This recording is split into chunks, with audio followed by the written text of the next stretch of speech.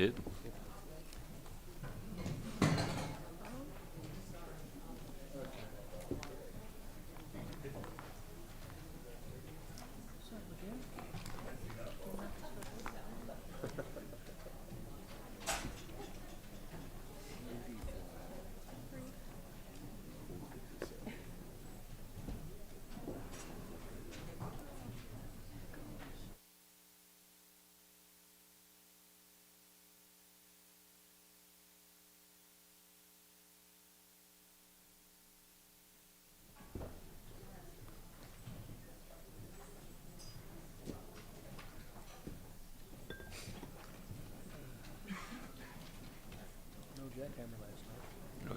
I got a good night's sleep.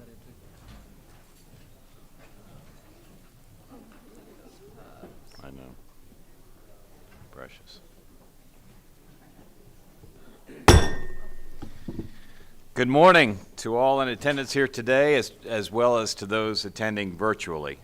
The 236th meeting of the Texas Board of Criminal Justice is called to order in accordance with Chapter 551 of the Texas Government Code, the Open Meetings Act. During this meeting, the board will be conducting business from the agenda posted in the Texas Register. Members of the board present for this meeting include myself, Eric Nichols, Vice Chair Faith Johnson, Secretary Dr. Rodney Burrow, Judge Molly Francis, Ambassador Sishan Siv, Nate Sprinkle, General Bill Welch, Sidney Zeiker, and Tom Fordyce. A quorum of the board is present, and the meeting is now declared open. This meeting is being conducted in person here in El Paso and is also being broadcast on the Texas Department of Criminal Justice YouTube channel. It is 8:08 a.m.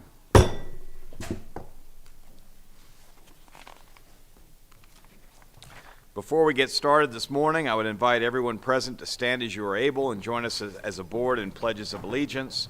Texas Department of Criminal Justice Deputy Executive Director Oscar Mendoza will be leading us in the pledges. Mr. Mendoza, when you are ready, sir.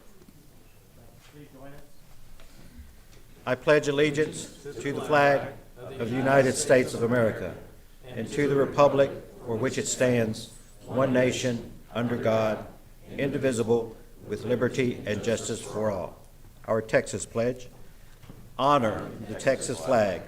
I pledge allegiance to thee, Texas, one state, under God, one and indivisible. Thank you, Mr. Chairman. Thank you, Mr. Mendoza.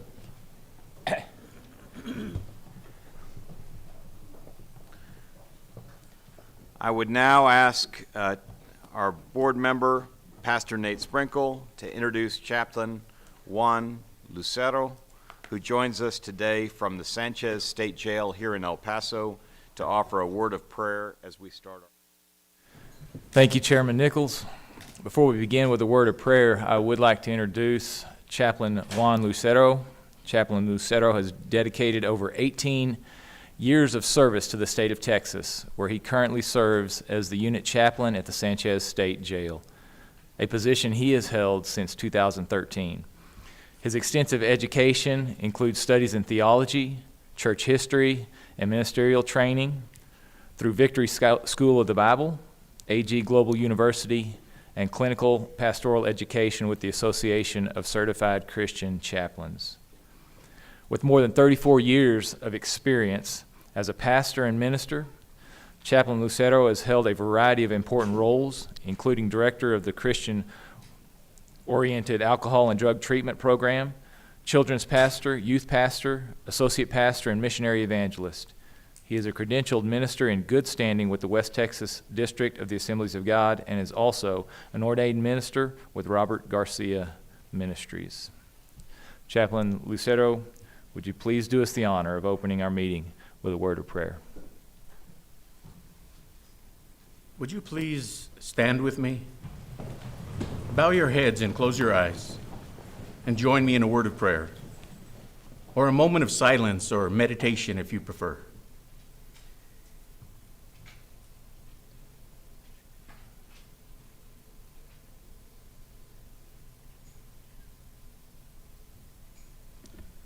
Heavenly Father, supreme, all-powerful God, who spoke and the limitless universe leapt into existence. As we stand in awe of your goodness and mercy today, we invite you to be present among us by the power of the Holy Spirit. May your protection, provision, and grace rest upon us.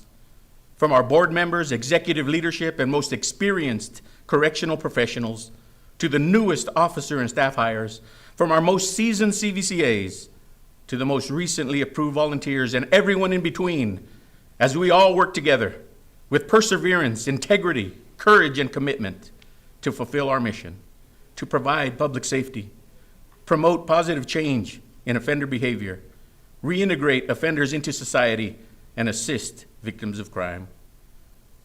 Lord, grant us wisdom, insight, discernment, and prudence as we strive diligently and with great resolve to become a #1 rated employer by the year 2030.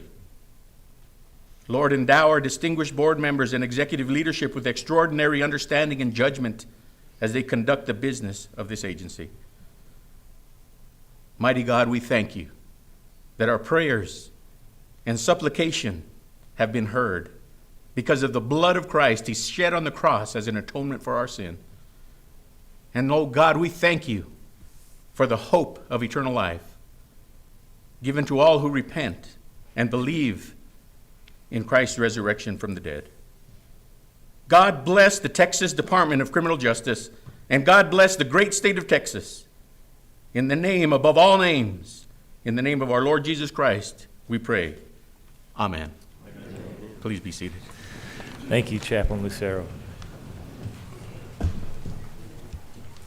Chaplain Lucero, thank you for those very thoughtful and meaningful words. And as Chaplain Lucero knows, and our women and men of faith who work in our system, both as professionals within our ranks, but also the volunteers, know that our board very much appreciates the work being done across our system to make sure that that these principles are being reinforced and opportunities to engage in faith, regardless of faith tradition, are upheld. So we very much appreciate, Chaplain Lucero, you being with us today. As a courtesy to speakers and guests in the meeting, please turn your electronic devices to the silent or vibrate mode. We appreciate that.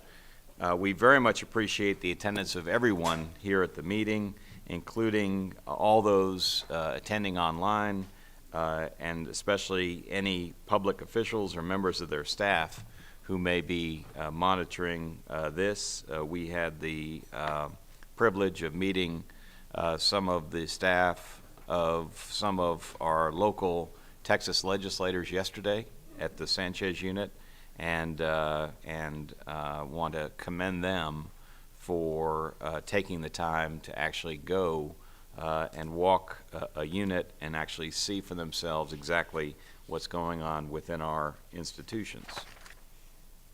The Texas Board of Criminal Justice is committed to providing an opportunity for public presentations on posted agenda topics, as well as public comments on issues within its jurisdiction, as provided in Board Rule 151.4. Persons interested in speaking at today's meeting were required to complete and submit a registration card at least 10 minutes prior to the meeting's posted start time. On posted agenda topics, including public comments, 2 speaker registration cards were received by board staff prior to that deadline. These registered speakers will be heard as the agenda topics are presented and prior to the board taking action on that topic. If the individual is not present when called upon, she or he will not have the opportunity to speak on the topic on which she or he registered. Each speaker will be allowed 3 minutes to make her or his presentation on a particular agenda item. A red light here on this device in front of me will notify us all after 3 minutes. In a situation that I certainly do not anticipate happening, of a presenter or a spectator being disruptive, that person may be asked to immediately cease that conduct or to leave the meeting. The next topic on our agenda is recognitions. And so we have a number of very important recognitions this morning. And I believe, Mr. Collier, you want to recognize two individuals today. And if you're ready, please proceed. Thank you, Chairman Nichols. I'd like to ask Stephanie Greger to please come to the podium.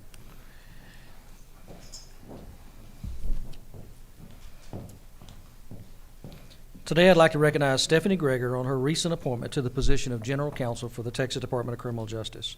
Ms. Greger comes to our agency with several years of experience as a prosecutor, and most recently, she served as the Deputy General Counsel for the Office of the Governor. Prior to her time in Governor Abbott's office, she served for 7 years in the criminal division as the Criminal Division Chief for the Williamson County Attorney's Office, and also previously worked as an Assistant District Attorney in Nueces County. As part of the governor's team, Stephanie worked closely on key initiatives to include bail reform and Operation Lone Star, where she helped coordinate legislation and policies for Governor Abbott. Stephanie has already proven herself to be a strong member of our team and hit the ground running, and her experience and proven leadership ability will serve this agency very well, as evidenced by us probably being up to midnight last night reading briefs. Please join me today in recognizing Stephanie on her appointment to the General Counsel for the Texas Department of Criminal Justice, and please help welcome her to this agency. Thank you.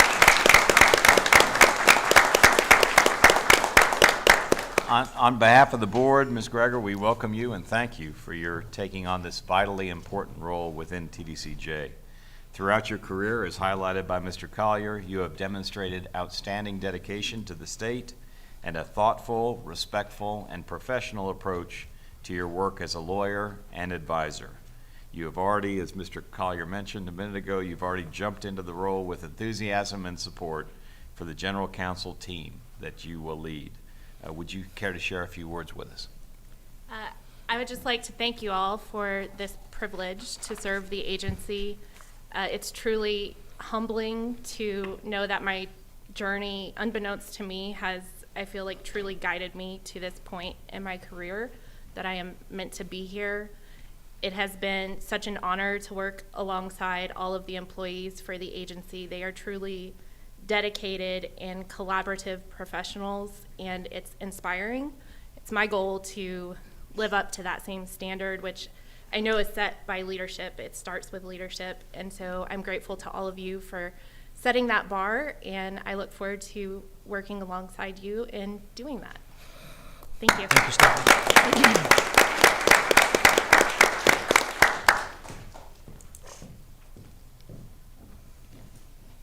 Thank you, Chairman. I'd now like to ask Angie McCowan to please join us at the podium. This one might take a minute. I'd like to take this time to give special recognition to Angie McCowan, our Director of the Victim Services Division, who was recently awarded the National Crime Victim Service Award from the United States Department of Justice Office of Victims of Crime. Angie will be receiving an award next month as well as one of the outstanding women in Texas government for outstanding community involvement. Angie's public service during the last 30 years has been devoted to assisting victims of crime. She began her service to TDCJ in 2008 as the Director of Victim Services, where she and her team provide a wide variety of programs and services to victims and their families. These services include victim notification, hotline services, a statewide resource directory, victim impact statement updates, victim offender dialogue, and victim family execution accompaniment. In addition, Angie and her team provide training and technical assistance to victim services and criminal justice professionals. As Director of Victim Services, Angie has made significant enhancements to each of the operational areas of her division, to include new automation that significantly improved the services to victims, as well as countless training initiatives that have improved victim awareness and services, and she's improved processes and information related to victim impact statements. On a more personal level, Angie has directly helped thousands of crime victims, facilitate hundreds of victim offender dialogues, and train thousands of criminal justice and victim services professionals throughout the state and the nation. At TDCJ, Angie's not known to be a division director who stays in her lane. And aren't we glad of that? Staff support teams, our comprehensive line of duty death policy, and many other initiatives came from Angie. Prior to joining TDCJ, she served 11 years as the founding director of the Texas Department of Public Safety's Victim Services Unit. Her first responsibility upon becoming director was to develop and implement a statewide program for victims served by state troopers and Texas Rangers. While employed with DPS, Ms. McCowan also served as the co-chair of the Texas Crisis Consortium, which coordinated the crisis response to 15 state-declared disasters. Ms. McCowan began her career in victim services with the Austin Police Department Victim Services Unit, where she served as a counselor and quickly promoted to supervisor in the Criminal Investigative Bureau Unit. Among her many accomplishments while working for the Austin Police Department was the development and implementation of a Children's Services Unit. She has also served as a clinician and therapist in providing services to families in crisis and adolescents in Houston, and managed her own private practice providing individual, family, couple, and group therapy. She's a licensed marriage and family therapist who earned her master's in family therapy from the University of Houston at Clear Lake. She's a respected leader within TDCJ and in the victim services profession, and held in the highest esteem by her colleagues, employees, and the many people she has helped during her career. She's a mentor and trainer who has helped shape the careers of her employees and victim service professionals across the nation. She's a tireless advocate for crime victims and their family, as well as an inspiration to those with a similar passion for serving. She's a caring and compassionate victim services professional who volunteers her time for worthy causes, such as assisting the concerns of police survivors, a national organization providing support for the families and coworkers of law enforcement officers who died in the line of duty. During National Police Week, she conducts sessions on various subjects to include preparing family members whose loved ones were murdered for the difficult and emotional experience of attending the trial of the alleged killer. She also provides counseling at kids camp and various family retreats, and often remains in contact with the men, women, and children she meets during these events. Her dedicated service on behalf of those who have endured such a tragic loss is deeply appreciated by the survivors and by the leaders of the COPS organization. Angie has truly led a life of service, and her service has and will continue to make a difference in Texas and across the United States. We've known for a long time that Angie is a superstar, but these awards are clearly evident that everyone else does too. Please join me this morning in congratulating Angie.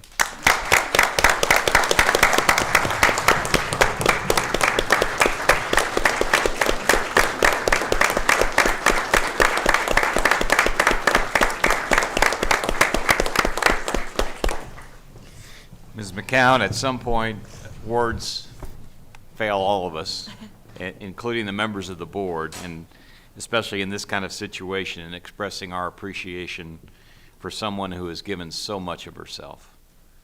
To her TDCJ colleagues and their families, to victims of crime both in this state and in other states, and frankly, to anyone who needs a helping hand or support from a true caring professional. On behalf of the board, we congratulate you and salute you for your efforts, and we are glad that it is just not our board, but national organizations that recognize you for the person you are. And so with that, Ms. McCown, we'd be very happy to hear from you on as you have achieved these tremendous milestones in your professional career. Thank you, Chairman Nichols. I really appreciate the opportunity to have come over to TDCJ in 2008. Appreciate that Mr. Livingston and Mr. Collier, in spite of me probably being outside my lane during the interview, still being willing to give me a chance here. I've received tremendous support from all the chairmen who have been on the board, from Mr. Collier, from Mr. Mendoza, from Ms. Syker, from Ms. Perryman, and from Ms. Lord, who were all the liaisons to victim services from this board. So I appreciate that. Thank you to Mr. Collier for nominating me for the Governor's Award, and thank you to Mary McCafferty for pulling together a tremendous number of support letters to nominate me for the Crime Victim Services Award.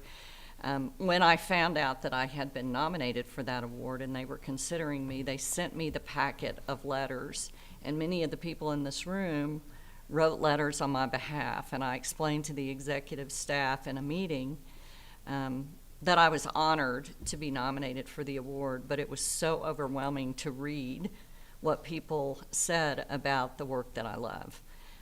It is truly a passion. I feel so fortunate to be able to get up every day and do something that I love. Is it sometimes frustrating? Yes, it is. But I've overcome that, And I just appreciate the opportunity to hopefully, once I retire, to leave TDCJ in a better place and the victims that we serve in a better place. So thank you very much. Thank you.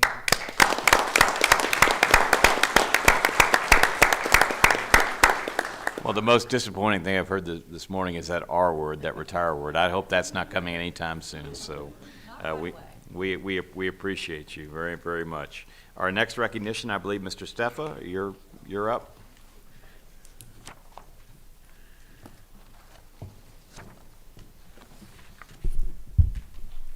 Good morning, Chairman Nichols, board members, Mr. Collier. It is my pleasure this morning to recognize Ms. Rebecca Waltz for 20 years of service.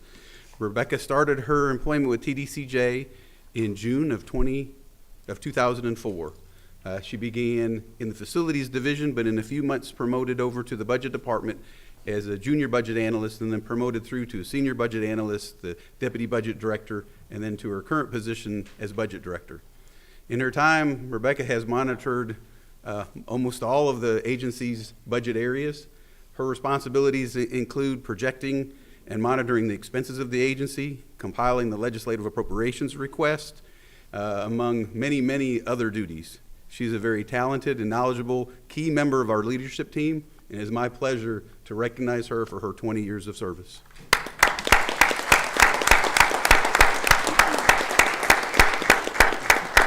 Ms. Waltz, please join us at the podium.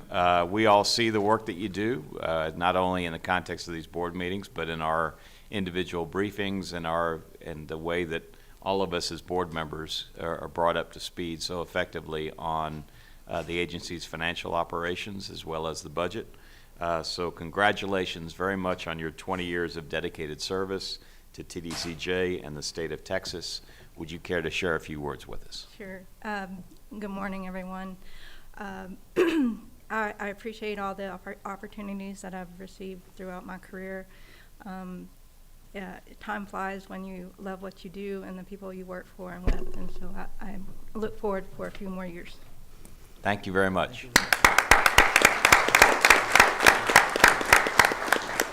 Next up, I believe, Mr. Hinojosa, you're up with a recognition. Chairman Nichols, Mr. Collier, members of the board, thank you for this opportunity for allowing me to introduce Mr. Jose Joe Baez Jr. as the newly promoted Deputy Division Director for the Parole Division. Mr. Baez will oversee field operations for the division, which encompasses all 67 parole offices in our 5 regions. Joe began his career in 2001 in the Harlingen Parole Office down in the Valley. He has held every supervisory position within the parole division to include unit supervisor, parole supervisor, assistant regional director, and his most recent assignment was in Region 4 as the regional director there in San Antonio. He also holds a Bachelor of Science degree from San Diego State University in criminal justice. Mr. Baez brings a wealth of experience and, more importantly, an open mind, which is evident as he, I'm sorry, hold on, I lost my place. That's okay. That's all right. Mr. Baez brings a wealth of experience and, more importantly, an open mind to his new position. When I first met Joe, it was evident that he cared about his staff and the success of our clients and the agency. I know he is truly loyal because I know this because he still cares about the Cowboys even though they let him down every Sunday. So please join me in welcoming Mr. Baez.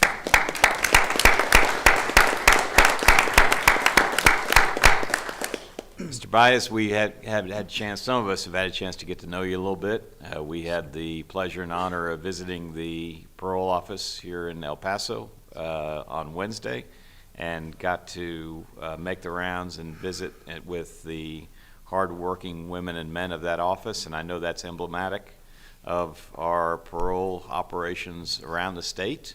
And congratulations to you, sir, on your well-deserved promotion. Would you care to share a few words with us? Thank you very much, Chairman. Good morning, Vice Chair, Mr. Collier, colleagues, bosses. Sorry. Thank you. It's just very humbling to be in this room of so many accomplished people that I look up to. I'll do the best that I can.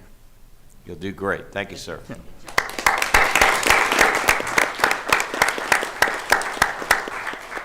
Mr. Lumpkin, I think you have the next two recognitions.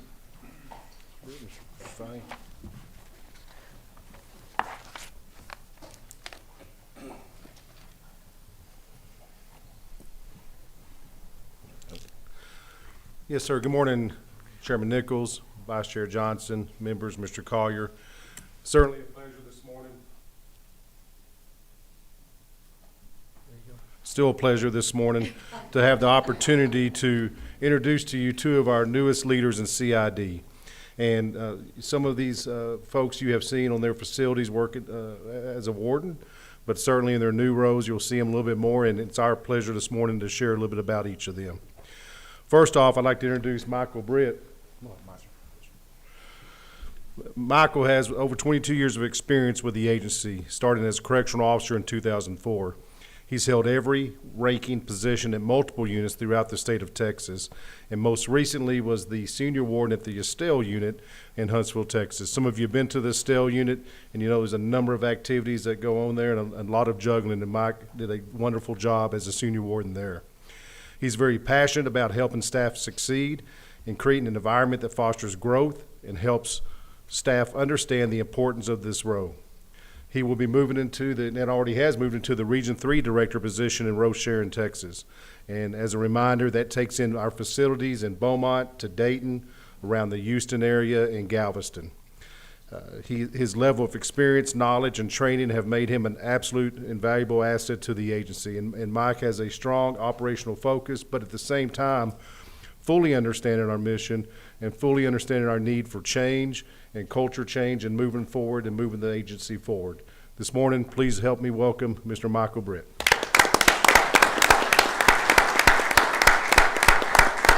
Now, this is where it gets difficult for me because and reflexively for both of you, I'm going to call you Warden. So, Warden Britt, very much appreciate your record of sustained success and servant leadership here within TDCJ, and both of our honorees today are examples of persons who have dedicated themselves in a fantastic career within this department and have advanced themselves to the point where they can be those true servant leaders.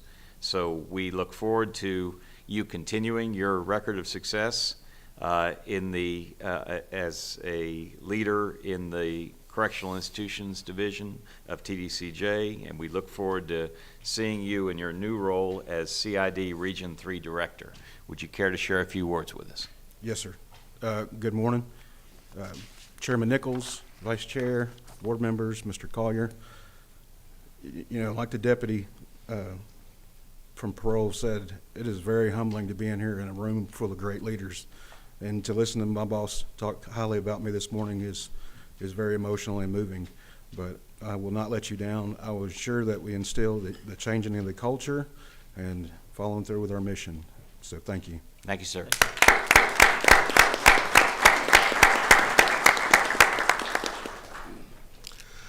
Next, another extreme pleasure to introduce you our new regional director for Region 4, which is in Beeville, Texas, which takes in our facilities in Edinburgh, up to San Antonio, across to Kennedy, Carson City, Beeville, Cuero, and El Paso and Fort Stockton.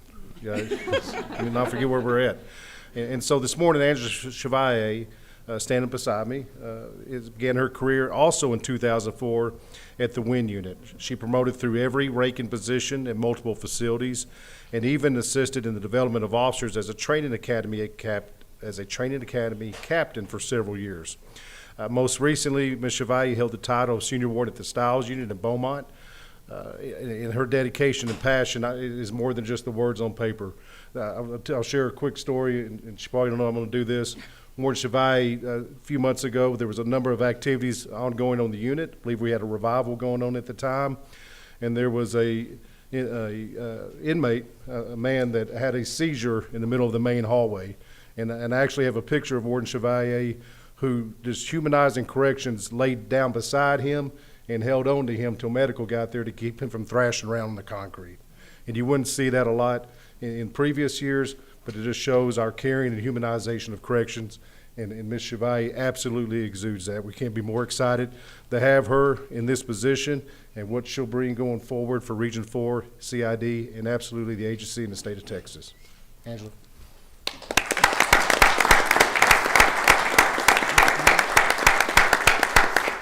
Warden Chevalier, Ms. Chevalier, we congratulate you on your promotion into your new role as the Region 4 Director.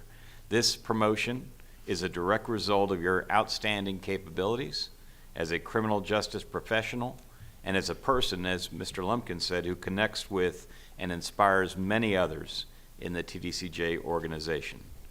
Just as our board has observed your success in your career thus far, including but not limited to your time as senior warden of the Stiles Unit in Beaumont, we will be following you and watching you and your continued contributions, now at a heightened level of leadership, to our state. So we would be glad, Ms. Chevalier, if you would share with us your thoughts as you embark on this next stage of your outstanding career with TDCJ. Okay, good afternoon, good morning, Chairman Nichols, members of the board, and Mr. Collier. Thank you for the opportunity. I was holding it together until Mr. Lumpkin just spoke. I was holding it together. But again, as my brothers just mentioned, it's an honor being here in front of you. I can only pray that God continues to use me as a vessel to help the agency, victims of crime, and the inmates that we take care of. Thank you. Thank you.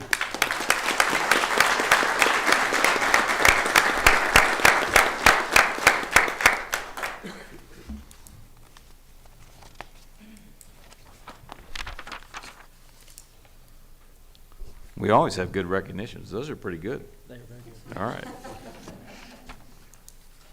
So next we have our Employee Service Awards, and the Texas Board of Criminal Justice recognizes TDCJ employees who have dedicated 25, 30, 35, 40, and even 45 years of service to the state of Texas. These individuals represent the strong commitment of the agency's staff system-wide. Our board and executive director, Brian Collier, express our deepest gratitude for their continued service.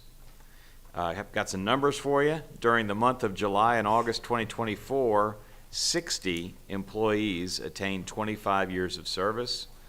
37 employees attained 30 years of service. 16 employees attained 35 years of service. And 3 employees attained 40 years of service. We are displaying the list of these valued employees now for those in attendance to read. And as we scroll through these names, I'll just mention that when we were at the Sanchez unit, I know our warden is here. Where are you, warden? I saw you in the, there she is.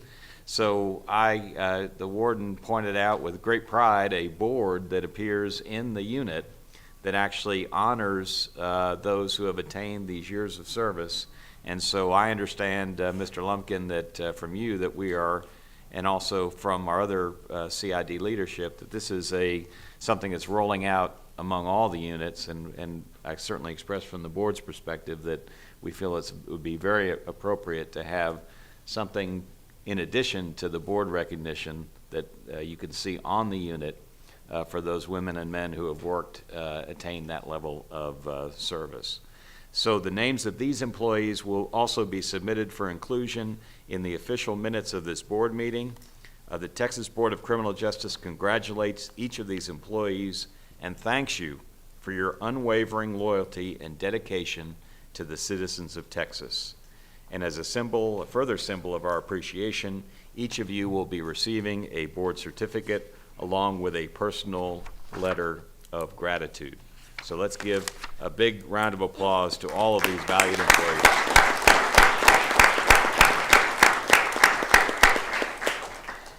The next agenda topic concerns consent items. Are there amendments, objections, or abstentions to any of the proposed consent items? Hearing none, the consent items posted for this meeting's agenda will stand approved.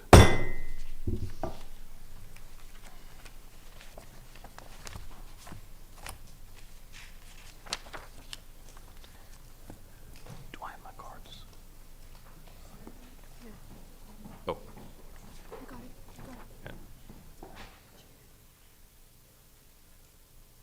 mentioned earlier, for public comments on issues within the jurisdiction of the board, but that are not posted on the agenda, 2 registration cards were received by board staff prior to the established deadline. As I mentioned earlier, today's comment time is set at 3 minutes per individual. As I mentioned, a red light will appear in front of me to notify each presenter when his or her time has expired. We ask that during this comment period, each speaker's comments remain pertinent to issues under the jurisdiction of the board. I do not anticipate a situation in which speakers deviate from matters within the board's jurisdiction, but if that happens, I may interrupt and remind the speaker to focus on such topics. I also, as I said earlier, do not anticipate a situation in which continued deviation or disruption will occur. And finally, because one of our core principles of our meetings and in our work that we carry out every day is to treat others with respect, I do not anticipate a situation in which a presenter or spectator becomes disruptive, leading to the situation in which a person will be asked to immediately cease or leave the meeting, and it be necessary, if it be necessary, to be escorted out.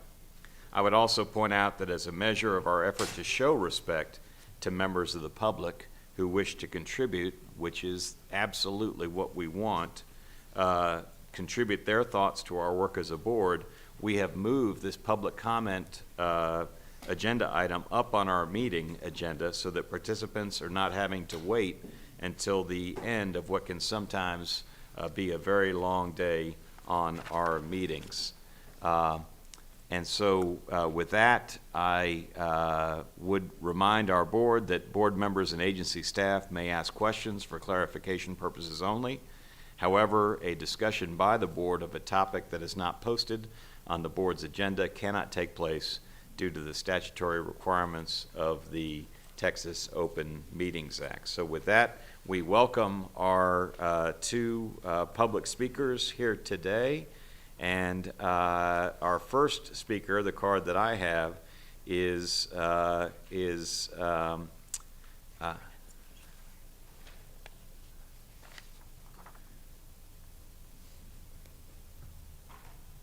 Kedrian Brewster is our first speaker. So, Mr. Brewster, if you would please join us, sir. Welcome. Thank you. Chairman Nichols, Vice Chair, board members, Mr. Collier, great morning.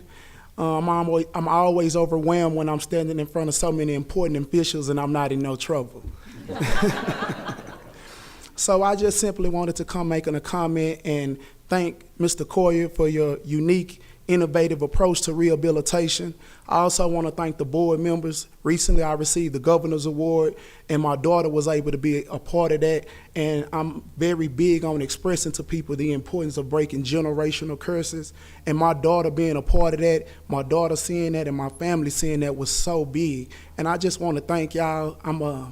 I'm afforded the opportunity to work up close with the administration, so I see the commitment, the dedication, the many sacrifices that y'all make, and I think it's big that we highlight that. I also wanted to come because I wanted y'all to see me, someone that is not a victim of the system, but a product of the system. I want y'all to know that y'all efforts and y'all work is not in vain, and I'm a representation of the agency to be the change that we want to see. So that's simply all I wanted to come out here and do. Thank you. Mr. Brewster, thank you, sir.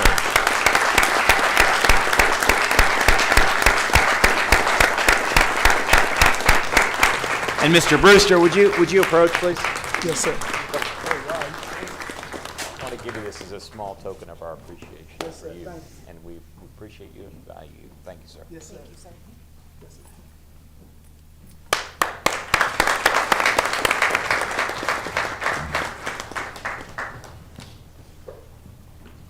Our next registered speaker is Ms. Frances Vaughn. Ms. Vaughn, if you would join us, please.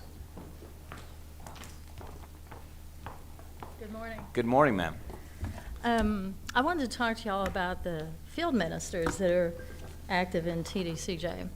I don't want to call it the good, the bad, and ugly because it's great and good and not so good. So the field ministers, they have to work really hard to establish a level of trust with the inmate population, because inherently inmates don't trust each other. And so they work on this, they build this rapport, and it's a hard thing for them to do, to gain the trust. They've been used as staff duties now, basically, in what's called CDO, constant direct observation. That's when inmates have expressed suicidal ideation, and so then they're put under an observation period. They've started implementing having field ministers do this, and theoretically the way the policy is, there's supposed to be staff present, but that doesn't always follow through. That doesn't always happen. It's having the negative impact on their relationship that they've established with inmates, because now they're starting to see them as staff. And so it's having a negative impact on their ministering. So there's some concern about that on their behalf. Another issue is that once they are moved out to a unit, they have no, if they're going to have NA classes or Bible studies, they're having to come out of pocket, their own pockets, for anything that they have, like it's paper, anything that they have to help facilitate these things that they're doing, because the separation of church and state, TDCJ doesn't contribute monetarily to help them, and the Heart of Texas Foundation doesn't contribute to help them. So they're having to take money out of their own pockets, or maybe Kairos will help them out, but they need to have, there needs to be something that is found to help facilitate them with that, so that they can continue their good works.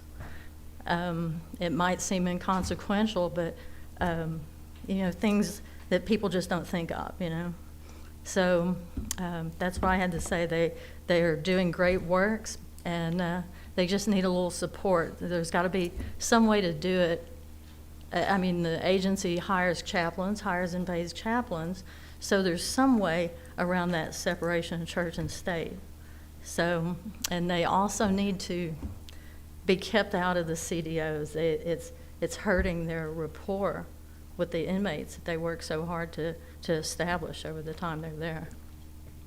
Well, Ms. Vaughn, we really appreciate you being here. We appreciate your comments very much. Thank you, ma'am. Thanks.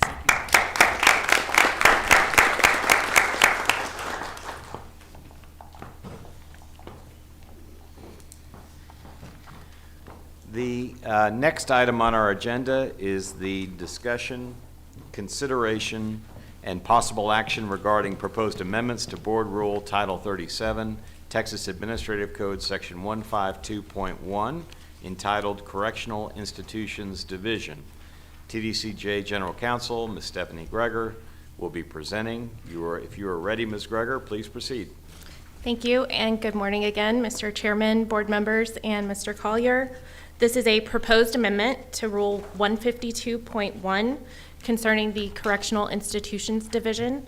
The proposed amendments revise the word offender to inmate throughout and remove a reference to transfer facilities, which was previously removed from statute. These will be posted in the Texas Register and available for public comment. Thank you, Ms. Greger. Are there any questions on this item from members of the board? If not, do I have a motion? Yes, Mr. Chairman, we do have a motion. I move that the Texas Board of Criminal Justice approve for publication in the Texas Register the proposed amendments to Board Rule Title 37, Texas Administrative Code Section 152.1, Correctional Institution Divisions, to receive public comments as presented. Thank you, sir. I have a motion from Ambassador Siv. Is there a second? Second. I have a motion from Ambassador Siv. I have a second from Secretary Dr. Burrow. All those in favor say aye. Aye. Any opposed? Motion passes. The next item on our schedule is the discussion, consideration, and possible action regarding proposed amendments to Board Rules Title 37, Texas Administrative Code Sections 152.21 through 152.27, entitled Correctional Capacity. Ms. Greger, if you're ready, please proceed. Thank you. This is a proposed amendment to a series of rules under Title 37, Chapter 152, Subchapter B of the Texas Administrative Code relating to correctional capacity. In total, these proposed amendments will affect 4 rules. First, the amendments would change the word offender to inmate throughout, affecting Rule 152.21 purpose, 152.23 definitions, and Rule 152.27 unit and system capacity standards. Second, the proposed amendments remove reference to HB or House Bill 124 in Rule 152.23 definitions. The reference is also removed in Rule 152.27 unit and system capacity standards, and it is replaced with the appropriate reference to the Texas Government Code. Third, grammatical updates are proposed for Rule 152.23 definitions and Rule 152.25 maximum rated capacity of individual units. And finally, the proposed amendments make the following changes to Rule 152.25 maximum rated capacity of individual units. The names of the following facilities are updated and re-alphabetized: Cleveland to Bell, Darrington to Memorial, Eastham to Wainwright, Jester 4 to Scott, Lockhart to Coleman, Mount View to O'Daniel, and Tulia to Meckler. The Jester 1 unit is removed as it was closed in September of 2020 and the property was sold. The Scott unit is removed as it was closed in December of 2020. All assets have been removed from that facility, and the trustee camp has been moved to the Clemens unit, which is also reflected in this rule's capacity. Capacity of the following facilities are updated in response to the Texas Government Code process. The Allred, Clements, Estelle, and Smith units are adjusted in response to the process. The Duncan, Murray, and Pack unit are adjusted for the previous completion of sheltered housing projects. As mentioned previously, the Clemens unit is adjusted for the addition of the trustee camp from Scott. The Lewis unit and the Stiles unit are both adjusted in response to the Texas Government Code process, as well as as well as the previous completion of a sheltered housing project. These will be posted in the Texas Register and available for public comment. Thank you, Ms. Greger. That's a good song, by the way. So I take it that you have worked with CID closely to make sure that these adjusted capacities, either up or down, represent the actual capacities as adjusted pursuant to the government code process and otherwise. Yes, sir. As you're aware, the government code process is quite detailed. There are several units that the agency is required, or I shouldn't say units, but there are several areas that the agency is required to review in order to make a recommendation for capacity. And the CID, as well as other divisions within the agency, have worked carefully to make sure that they are accurately providing those numbers. Very good. Any other questions or comments from Ms. Greger on this item? If not, do I have a motion? Yes, sir. I move the Texas Board of Criminal Justice approve the publication in the Texas Register of proposed amendments to Board Rule Title 37, Texas Administrative Code Sections 152.21 through 0.27, correctional capacity to receive public comment as presented. Thank you. We have a motion from Judge Molly Francis. Do I have a second? Second. I have a motion from Judge Molly Francis. I have a second from Vice Chair Johnson. All those in favor say aye. Aye. Any opposed? Motion passes. The next agenda item is a discussion, consideration, and possible action regarding proposed amendments to Board Rule Title 37, Texas Administrative Code, Section 163.31, entitled Sanctions, Programs, and Services. Ms. Greger, if you're ready, please proceed. This is a proposed amendment to Rule 163.31 related to sanctions, programs, and services. The amendments revise pre-sentence and post-sentence investigations to mirror current statutory language. The proposal also revises the phrase continuum of sanctions to progressive sanctions throughout. The amendments update the reference to the Texas Government Code in Section F of the rule. And finally, the proposed amendment makes grammatical and formatting updates. These will be posted in the Texas Register and available for public comment. Thank you, Ms. Greger. Are there any questions on this item from members of the board? If not, do I have a motion? Yes, Mr. Chairman. I move that the Texas Board of Criminal Justice approve for publication in the Texas Register the proposed amendments to Board Rule Title 37, Texas Administrative Code, Section 163.31, Sanctions, Programs, and Services, to receive public comment as presented. Thank you. I have a motion from Board Secretary Dr. Rodney Burrow. Do I have a second? I have a motion from Dr. Burrow. I have a second from Pastor Sprinkle. All those in favor say aye. Aye. Any opposed? Motion passes.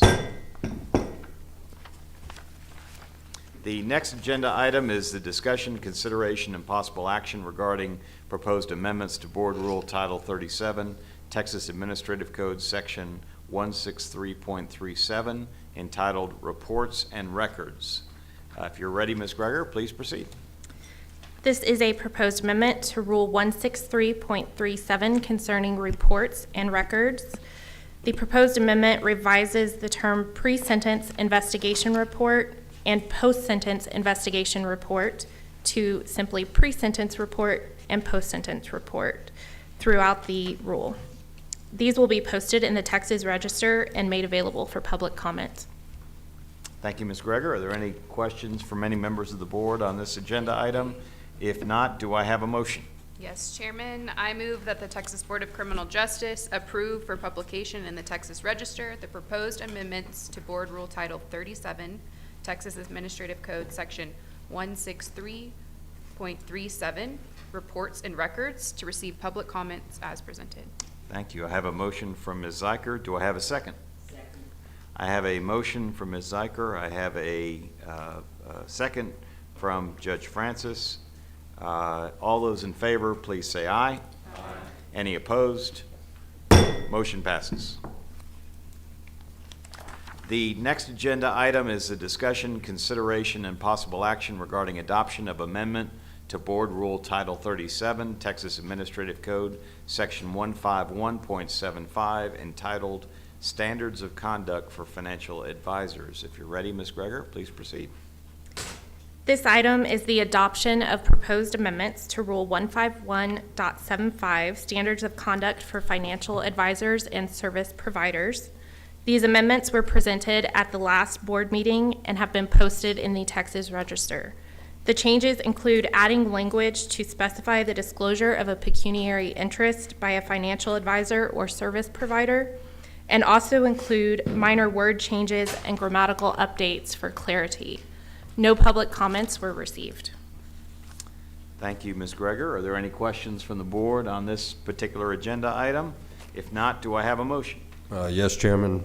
I move that the Texas Board of Criminal Justice adopt amendment to Board Rule Title 37, Texas Administrative Code, Section 151.75, Standards of Conduct for Financial Advisors, as published in the Texas Register, and that the chairman sign the order to this effect. Thank you. I have a motion from General Welch. Is there a second? Second. I have a motion from General Welch. I have a second from Secretary Dr. Burrow. All those in favor say aye. Aye. Any opposed? Motion passes. The next agenda topic is the discussion, consideration, and possible action regarding adoption of amendment to Board Rule Title 37, Texas Administrative Code, Section 152.61, entitled Emergency Response to Law Enforcement Agencies or Departments and Non-Agent Private Prisons or Jails. Ms. Greger, if you're ready, please proceed. This item is the adoption of proposed amendments to Rule 152.61, Emergency Response to Law Enforcement Agencies or Departments and Non-Agent Private Prisons or Jails. These amendments were presented at the last board meeting and have been posted to the Texas Register. The changes include revising the word rule to section and the word offender to inmate throughout. The changes also make non-substantive grammatical updates. No public comments were received.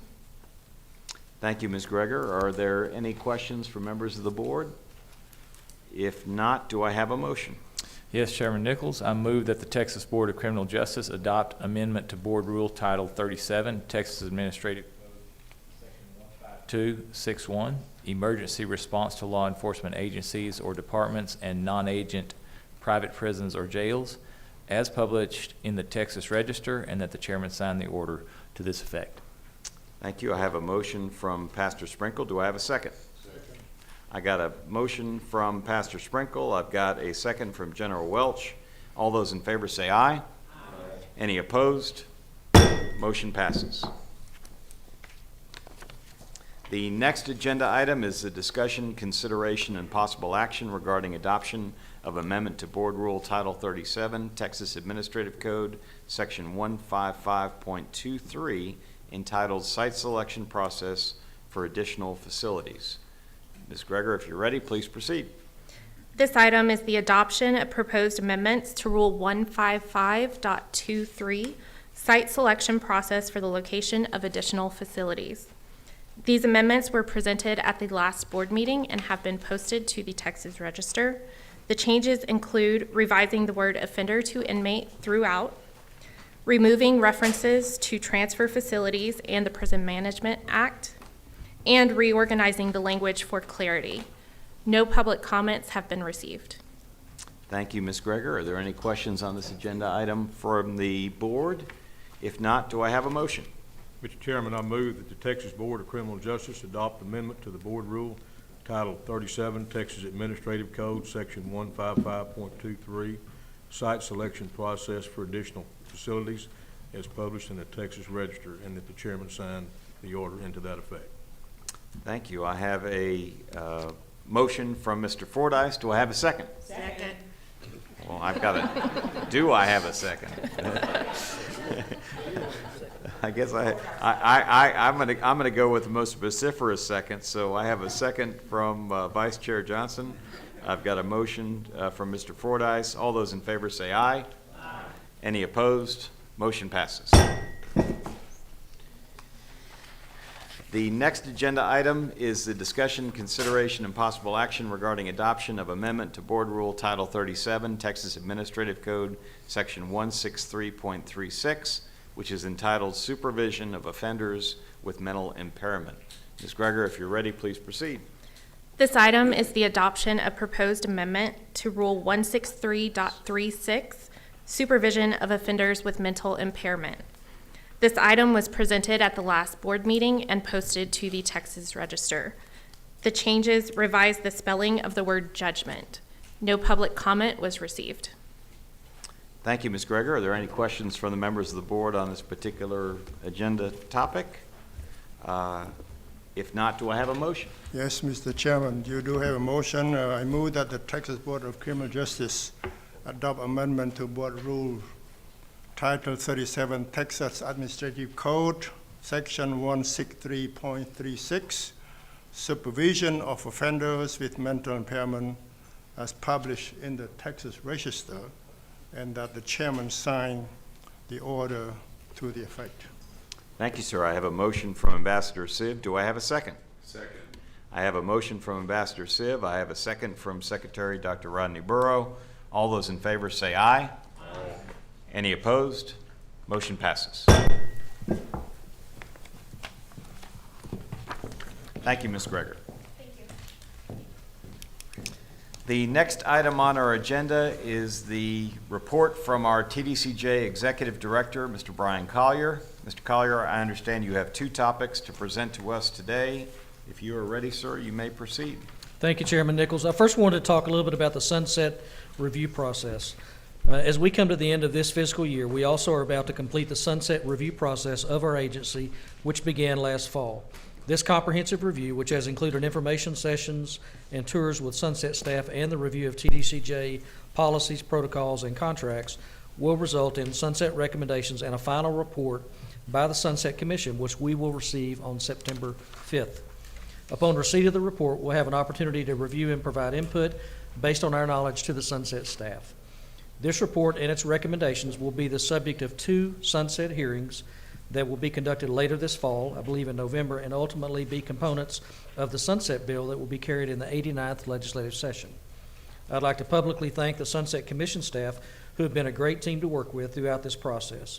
I'd also like to say thank you to our division directors, their staff, and all of those who have had to work to help provide the information to the Sunset Commission during the course of this review.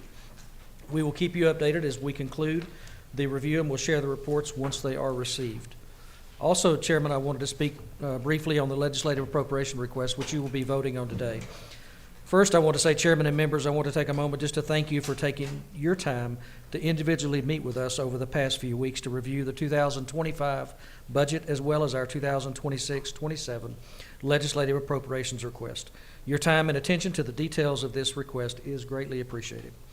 I'd also like to thank Chief Financial Officer Ron Steffa, Deputy Chief Financial Officer Jennifer Gonzalez, Budget Director Rebecca Waltz, and all the staff of the Business and Finance Division who have spent countless hours preparing this request. Their hard work in preparing the request happens as they happen to also be continuing to do in the heavy lifting of managing our budget operations. Thank you to our finance team for all your hard work. This request is by far the most robust request we've ever made to the Texas Legislature. However, it will help our agency continue to make significant enhancements to our operations, improve the working environment for the men and women, who work in the agency, as well as those clients and inmates who are supervised by the system. And Chairman, that concludes my remarks. Thank you, Mr. Collier. And as we're on legislative matters, I think we recognized or attempted to recognize all of our members of the legislature and their members of their staff who have an interest in our operations and who may be monitoring our meeting. And so just want to point out that I believe that a representative of Senator Cesar Blanco's office from here in El Paso, Senate District 29, may have joined us. Ms. Lena Mendez, are you here? And if so, would you please raise your hand? Thank you for being here. And we appreciate, as Mr. Collier said, all of the thought that has already gone into the legislative process with respect to not only the sunset process, but also the budget process that will be entered into by those legislators during the next legislative session. Are there any other questions or comments from the board on Mr. Collier's report? If not, the next item of business on our agenda is the chairman's report. And as many of you know, I enjoy using my time to highlight programs within TDCJ that are not only being implemented statewide, but also in the units in the area in which we hold our board meetings, such as our meeting here in El Paso. So today, I would like to take the opportunity to spotlight the TDCJ Canine Operations programs, which include a program at the Sanchez State Jail known as the Kennel Program. The Kennel Program at the Rogelio Sanchez unit here in El Paso is part of the TDCJ Canine Operations section of the agency. The program provides training and technical advice to kennel staff and gathers and records data on the program. There are a total of 51 kennel programs like the one we spotlight here today at Sanchez statewide, including 45 unit-based programs and 6 regional-based programs. These 45 programs include the following: 22 pack dog programs, 27 scent dog programs, and 32 narcotic contraband interdiction dog programs. the dedicated team of handlers that we had a chance to visit with earlier today. We appreciate you guys being here. At the Sanchez State Jail that we're going to recognize today include Officer Jesse Cisneros, Correctional Officer 5, Search and Rescue, Officer Jesus Garcia, Correctional Officer 5, Search and Rescue, Officer Frank Tomei, Correctional Officer 5, Contraband and Narcotic, and Officer Ramon Cardona, Correctional Officer 5, Contraband and Narcotic. We as a board sincerely appreciate the commitment of these law enforcement professionals to the agency. And it is my pleasure right now to introduce two of our dedicated handlers who play a crucial role in the success of those operations at Sanchez. Officer Jesse Cisneros and Officer Frank Tomei, please step forward.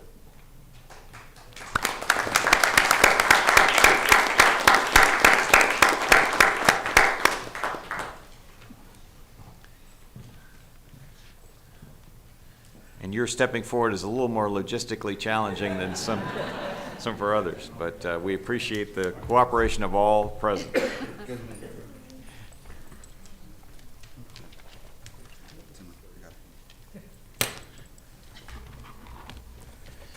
First, I would like to recognize Kennel Assistant Officer Jesse Cisneros. Mr. Cisneros, as a board, we are aware that you have dedicated an impressive 17 and a half years to the Texas Department of Criminal Justice. Over the past 4 years, you have excelled as a kennel assistant with the ability to handle any challenge that comes your way. We understand, Mr. Cisneros, that you were born in Los Angeles, California.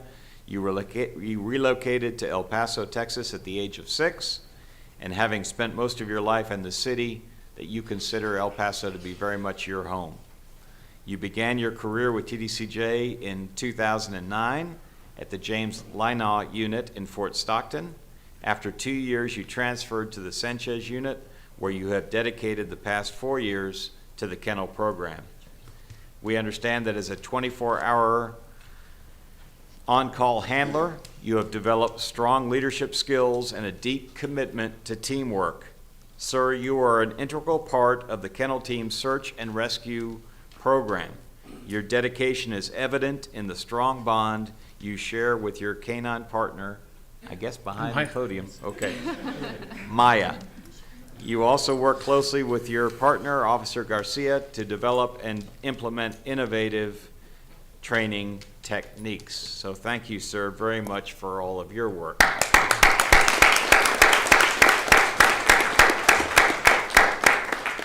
Now, next, I would like to introduce everyone here at the meeting and participating online to lead handler, Officer Frank Tomei.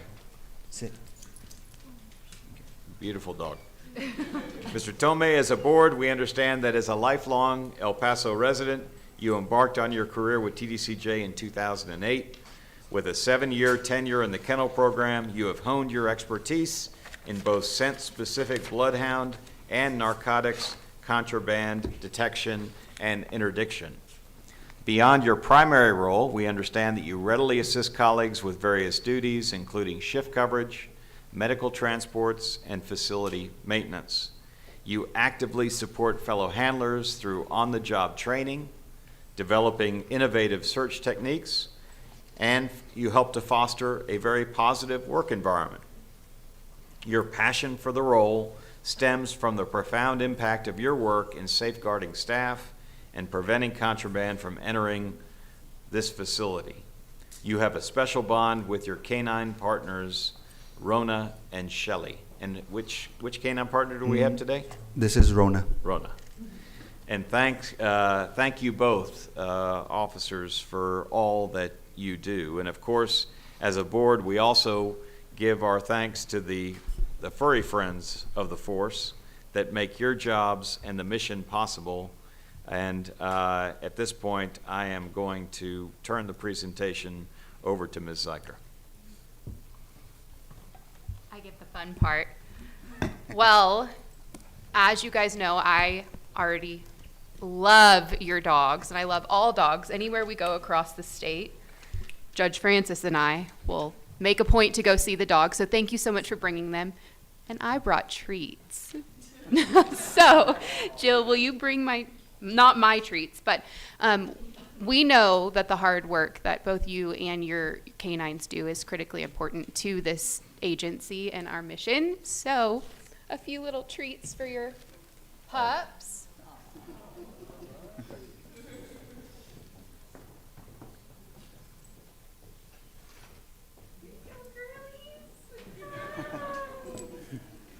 They're gonna munch out right now. I know. Here, Thank you. Just say good part. Thank you. Thank you. Good job, girls. Thank you. I know. They already had they had a couple of treats already. Okay, hold on. Come on. Stay. Come here, Maya. Maya, look. I know, baby. I know. Come here, Rona. Rona, come here. Come here.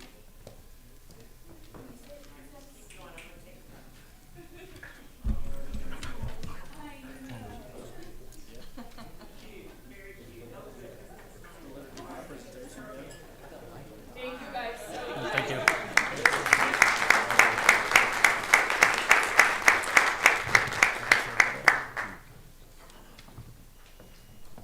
You know, I've only got one thing to say. You know, you never bring us treats. I think I have my work cut out for me then. I'll be bringing treats to the next board meeting, I think. So enough from us. We want to hear from you all. So would you all please, Mr. Cisneros, would you please tell us a little bit about what you do every day? Thank you. Mr. Chairman, members of the board, Mr. Collier, thank you for giving us the opportunity to be here today. The search and rescue team is composed of myself, my canine partner Maya, Officer Garcia, and his canine partner Coco. Our dogs are both bloodhounds that are trained to retrieve scent articles to track. We undergo an initial 40-hour training upon assignment and are evaluated twice a year. We support local law enforcement agencies upon request to apprehend fleeing subjects and assisting in missing persons cases. We dedicate time to understand our dogs, learn their habits, and build a strong relationship with them. To me, the most important part of the job is supporting our community. We are always on call and ready to help. My most memorable experience was my first time in the field assisting local law enforcement find a bank robber, where we deployed my partner, K9 Maya. This work is always an adventure. Additionally, the kennel team plays a crucial role in supporting the community. We assist local law enforcement in locating subjects, missing persons, and individuals in crisis. Thank you again, sir, for your great work. Thank you.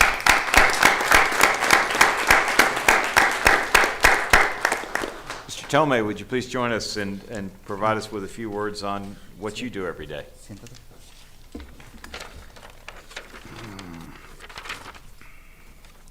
All right, I want to start off with saying thank you, Chairman Thomas, members of the board, and Mr. Bryan. My job is basically, it's over the contraband narcotics team, consists of myself, Officer Cardona, K9 Rona, which everybody loves here, Danny, Shelley, and Grant. We receive annual certification by the National Narcotic Association Drug Detection Service and undergo by our biannual evaluations. Our duties include inspecting incoming mail, property from new offenders, inmates, as well as screening vehicles, visitors, and staff visitation. I want to thank you guys give us an opportunity being here. Yes, sir. Making a difference for the state of Texas, and assisting the agency in any way we can across the state, all through the handlers and the community. That's all I got to say. Thank you. We appreciate it.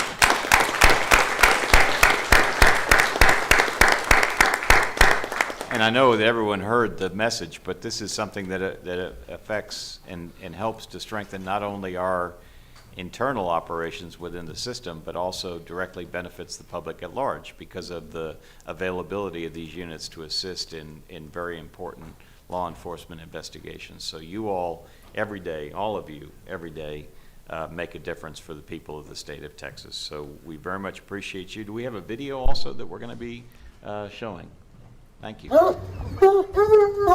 It's a different challenge every day as far as working with dogs. I've been working for TDCJ for 17 and a half years. I've been doing the canine officer for 3 years, going on 4. I've been 19 years September. With the canines, I've been here going on 2 years. That's a good boy, Coco. Good boy, you found that big boy. The most challenging part, I think, is just building a rapport with them, and you get to know them after a while, and you pick up on certain things that they're going through every day.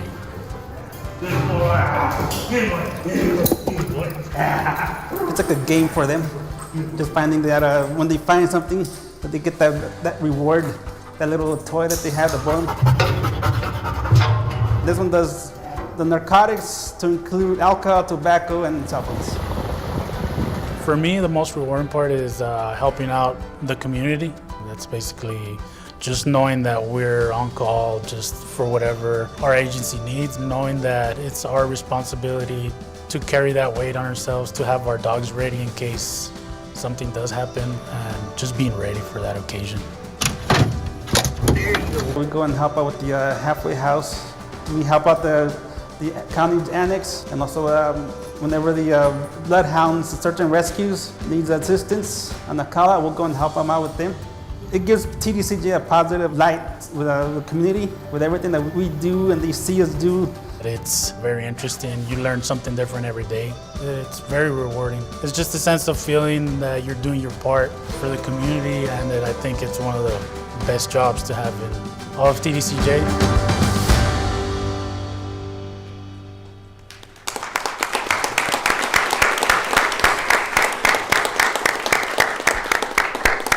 And I also want to mention that we are honored to have our senior warden from the Sanchez State Jail, Warden Teresa Martinez is here as well. Would you please stand and be recognized? Thank you.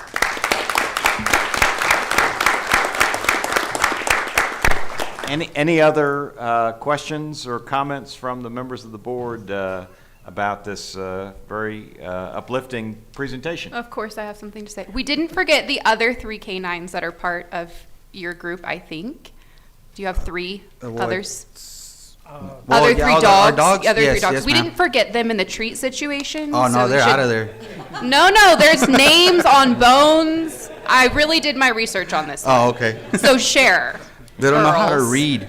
Uh-huh. They're good. They don't know how to read.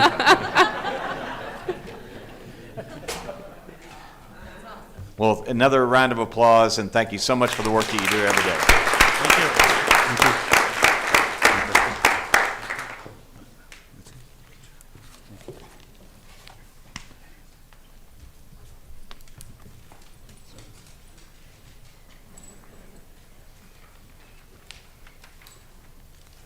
The next item on our agenda is a report from the Judicial Advisory Council. The Honorable Alma R. Trejo, Judge of County Criminal Court at Law Number 1 here in El Paso County, will be presenting today on behalf of the JAC. Judge, we very much appreciate you being here today, and we look forward to hearing your report. Thank you, ma'am. Thank you. Good morning, Chairman Nichols, members of the board, and Director Collier. It is my pleasure to present on behalf of the Judicial Advisory Council and our chairwoman, District Court Judge Rose Reyna. My name is Alma Trejo, and I retired last year, so I am now a senior judge, having served on a county court bench for 22 years. As a member of the Judicial Advisory Council, it is with great honor that I will be providing an update on behalf of the council to this board. On behalf of the JAC and Field of Probation, I want to thank Mr. Collier and the TBCJ for collaborative efforts in supporting a probation legislative appropriations request, exceptional item request. We greatly appreciate the proposed TDCJ request and the consideration of funding for community supervision and corrections departments. Operational needs, including salaries, continue to remain a priority for our probation departments. Both are desperately needed across the state to continue the high level of supervision and service that our communities have come to expect. The request also includes additional funding for misdemeanor probations from 182 days to 1 year. I can tell you, based on my experience, I was a prosecutor for 10 years and a misdemeanor judge for 22 years.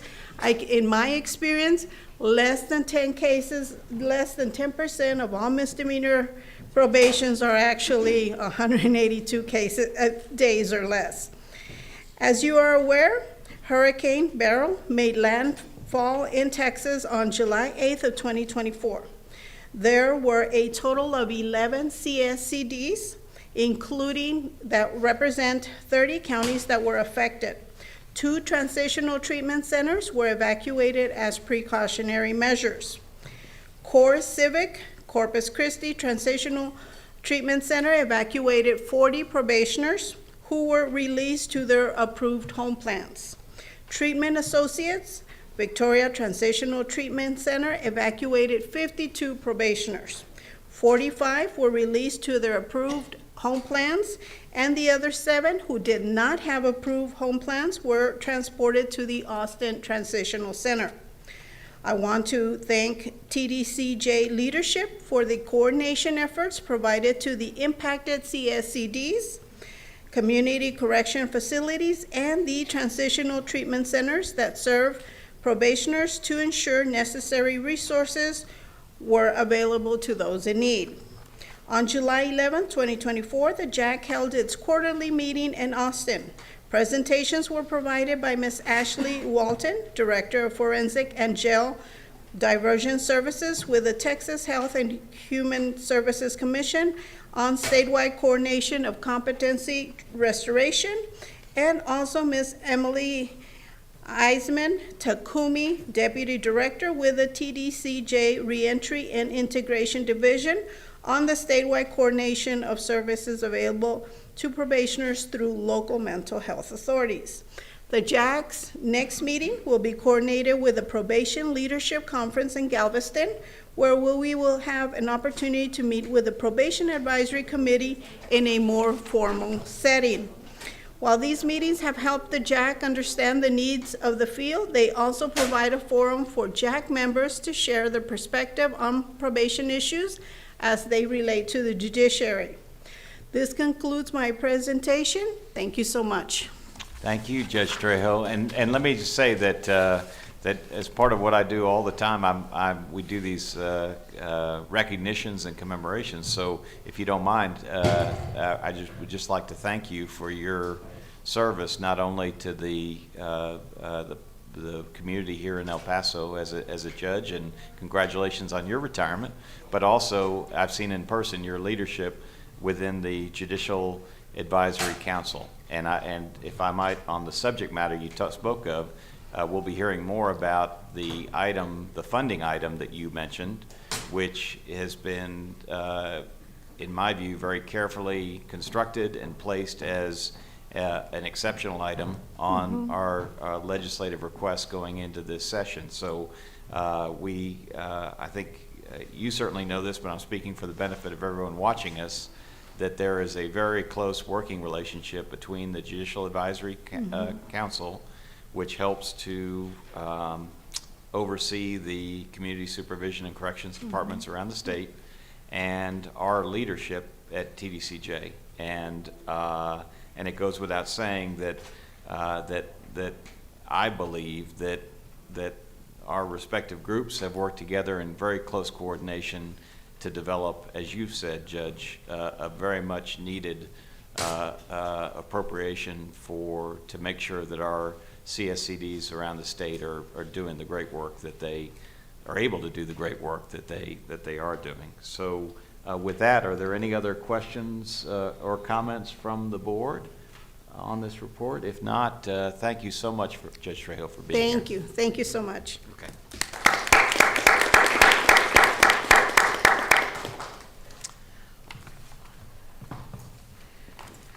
I think at this point, I'm going to call a temporary, just a timeout,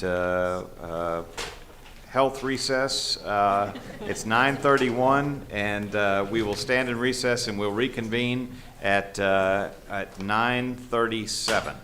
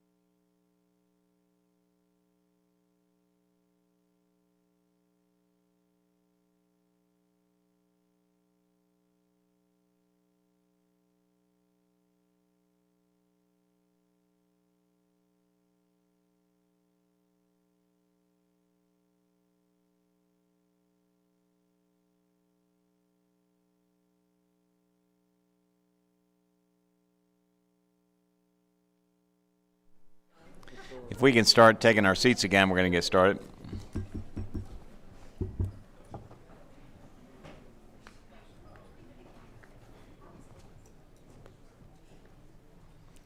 Pastor Sprinkle, if you wouldn't mind catching that door on the way in.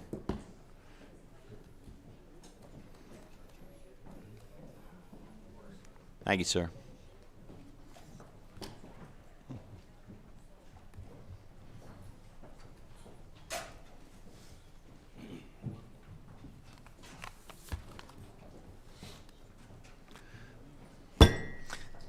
The meeting of the Texas Board of Criminal Justice is now back in session.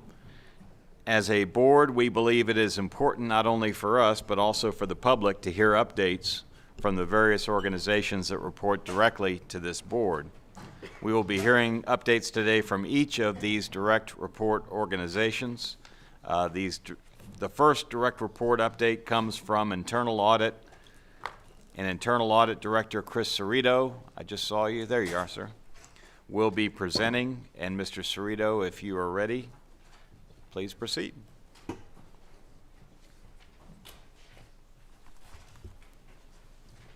Good morning, Mr. Chairman, members, Mr. Collier. This morning we will begin with the Internal Audit Division status report. So I've got a few updates to the slide. As you know, this is kind of a moving target. We continue working prior to, after we send the slides in. So I do want to give you some updates. Project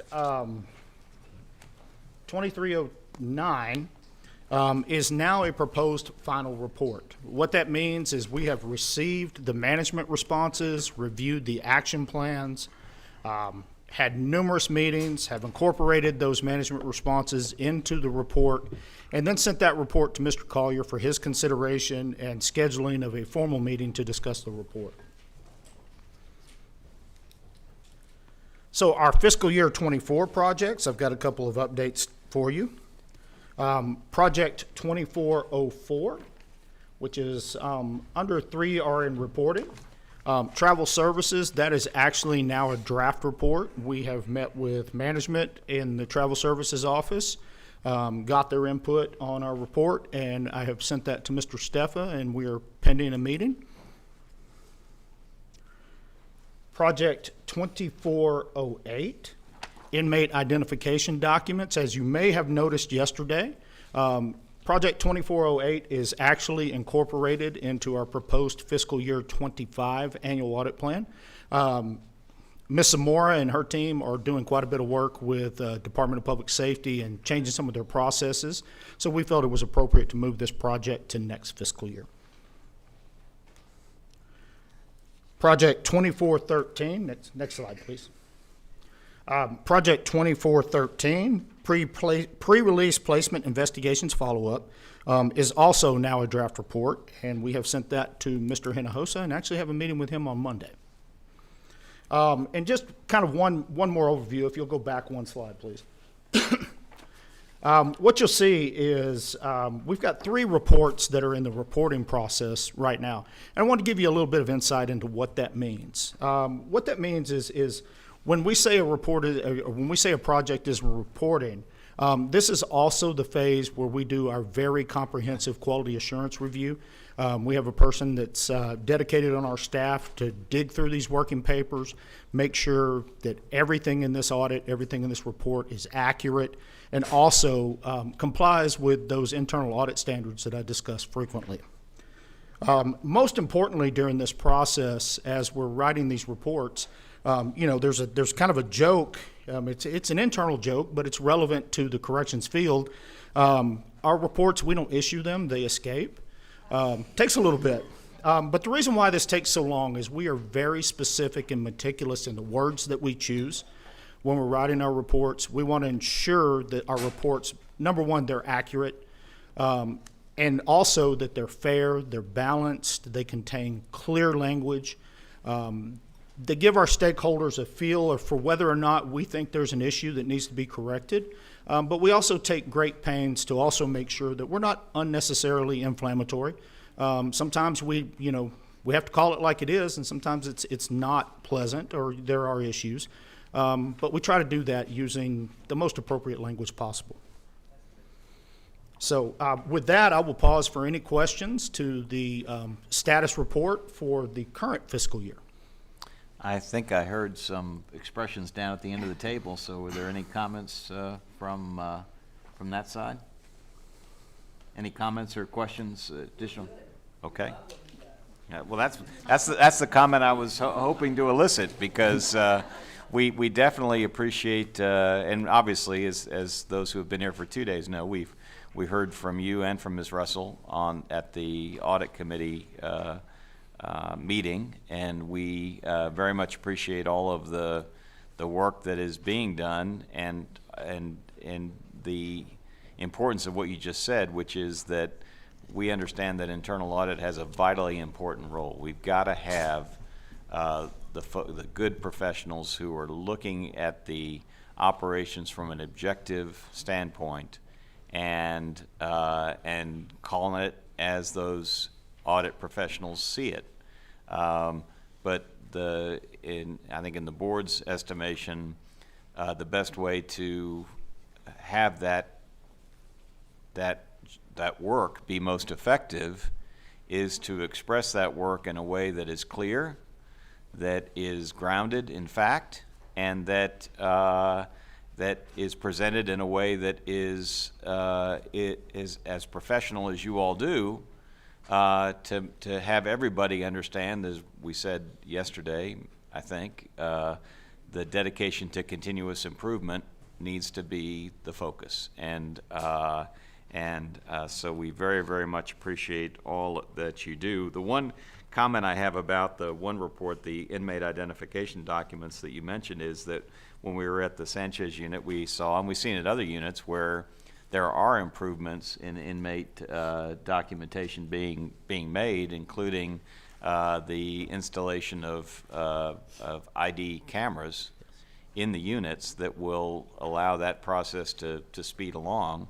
And we actually also had the privilege of actually, with the individual's consent, watching the process by which an individual who had completed his sentence be released, and make sure, as part of that process, that that individual has all the documentation that he needs to transition back into the free world. So that is emblematic to me of what you're saying, Mr. Cerrito, that these audits are done thoroughly, professionally, objectively, but in a way that is actually contributing real positive change within the operation of the department. So thank you, sir. Well, thank you for that, and we have been described as being painfully thorough, and I believe that's a good assessment.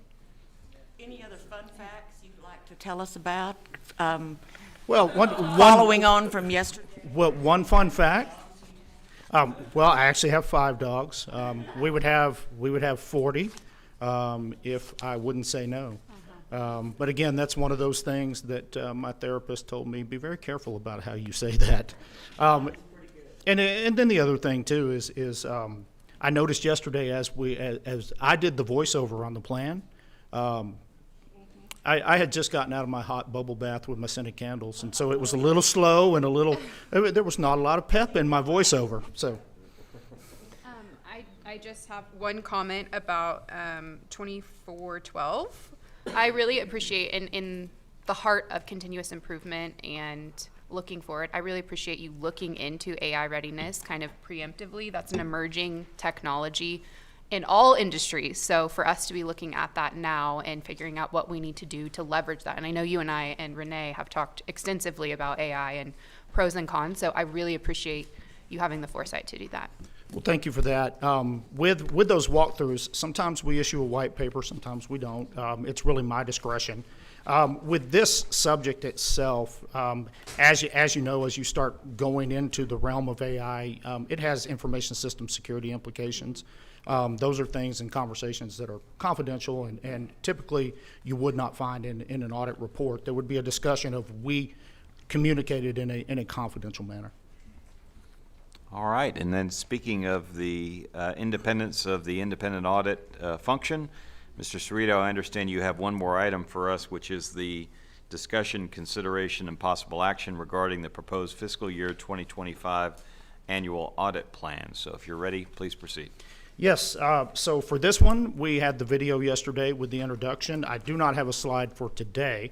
But two things first is first, what I would like to do is inform the board and attest to the board through working with TDCJ, through working with Mr. Collier, working with Mr. Steffa. I'm confident to say we have the resources that we need. You know, that is always a continuous thing that we work on, and again, continuous improvement. But I could not be happier with the manner in which Mr. Collier and his team works with us when we have a need.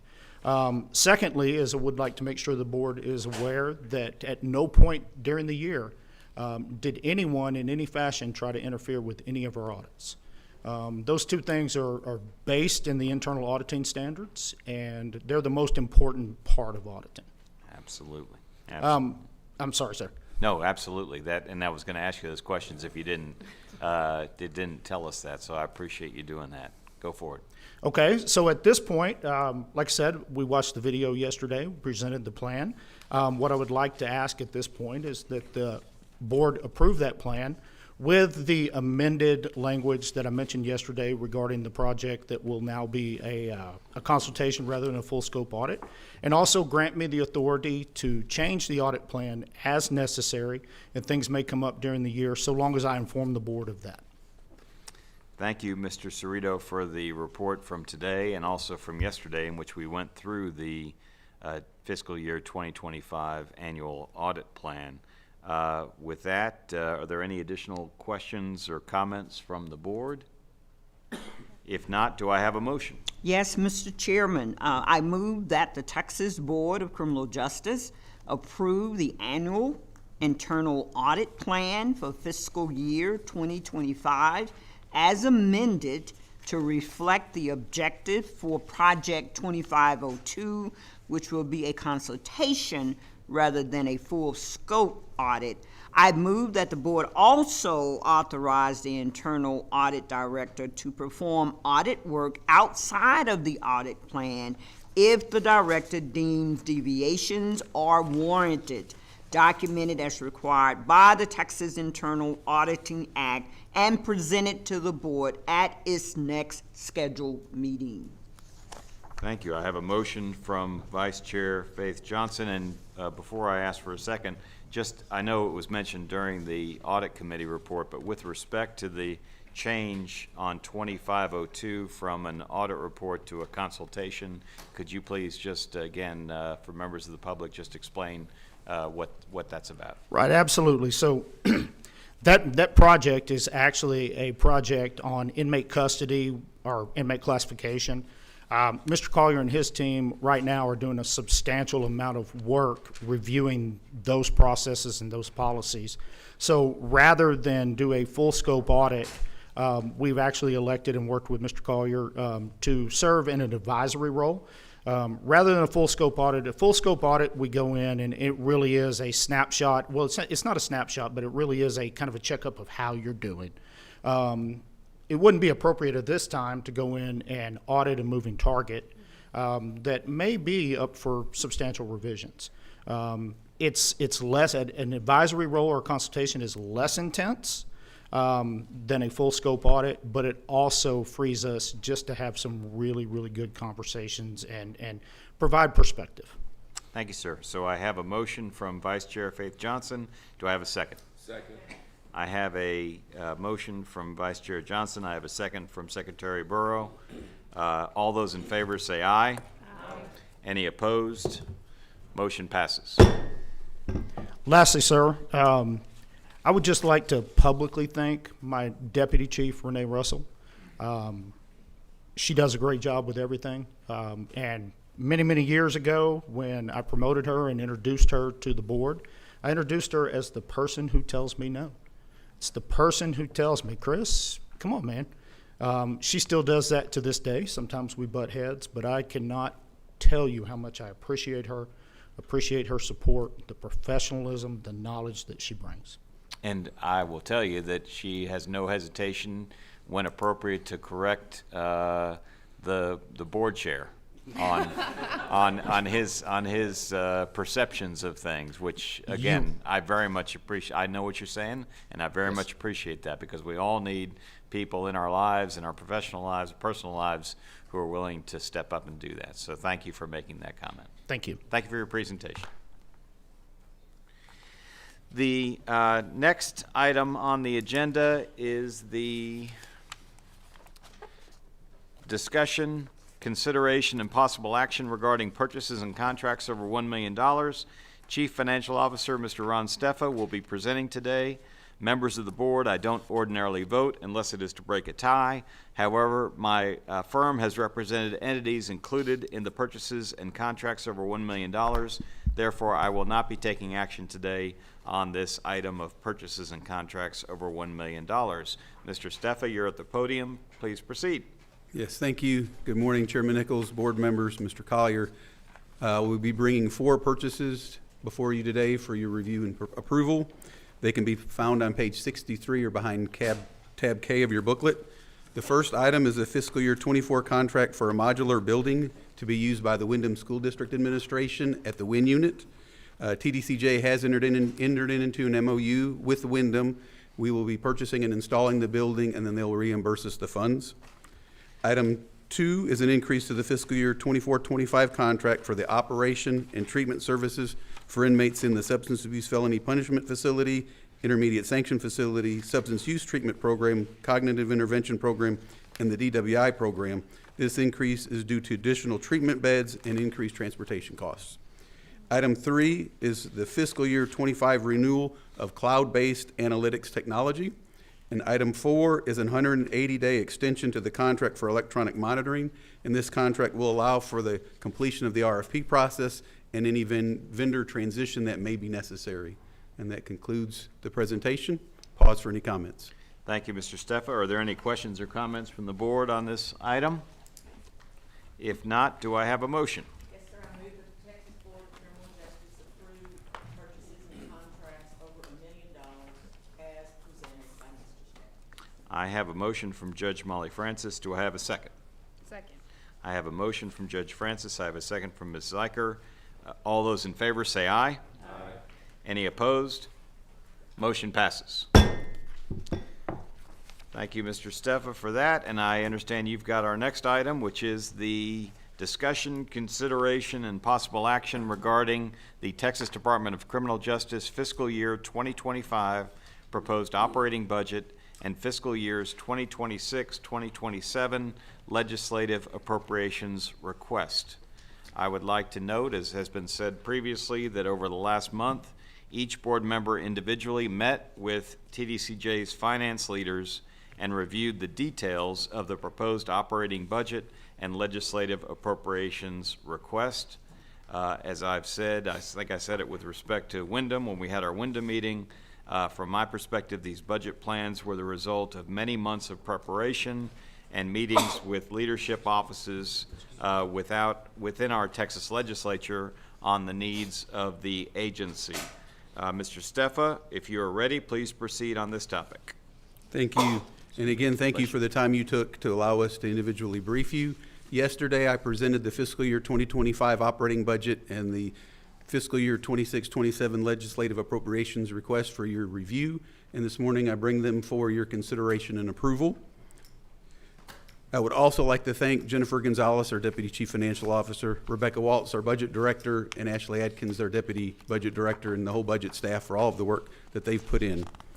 The agency's fiscal year 25 operating budget is consistent with the funding decisions made by the legislature last session. The fiscal year 25 budget, or fiscal year 25 budget totals $4.3 billion and provides for the legislatively approved salary increase of 5% with a minimum of $3,000 for agency staff that will be effective September 1st of 2024. In July, instructions for preparing the 26-27 legislative appropriations request were received by the Governor's Office and the Legislative Budget Board, and the agency's request was prepared consistent with these instructions. The base request is $4.4 billion for fiscal year 26 and $4.3 billion for fiscal year 27. This funds the fiscal year 26-27 biennium at the fiscal year 24-25 levels of expenses, less any one-time expenditures. Any request that exceeds that baseline are required to be submitted as an exceptional item. So I'll go through the list of exceptional items and give you a brief overview of each one. Each of the dollar totals that I will give you is a combined fiscal year 26-27 biennial total dollar amount. One of the agency's top priorities has been the employee recruitment and retention. The first 4 exceptional items requested address this focus as it relates to employee salaries and retention initiatives. The first exceptional item is to provide a 15% pay raise for parole officers and totals $28 million. Parole officers provide public safety through the supervision of inmates upon release and are experiencing a 33% turnover rate and have a 21% vacancy rate. The second item is a 10% pay raise for correctional staff and totals $330.6 million. And while we have made improvements in filling correctional officer positions, we remain at over 5,600 vacancies and a turnover rate over 30%. The third item is $73.4 million for targeted salary adjustments.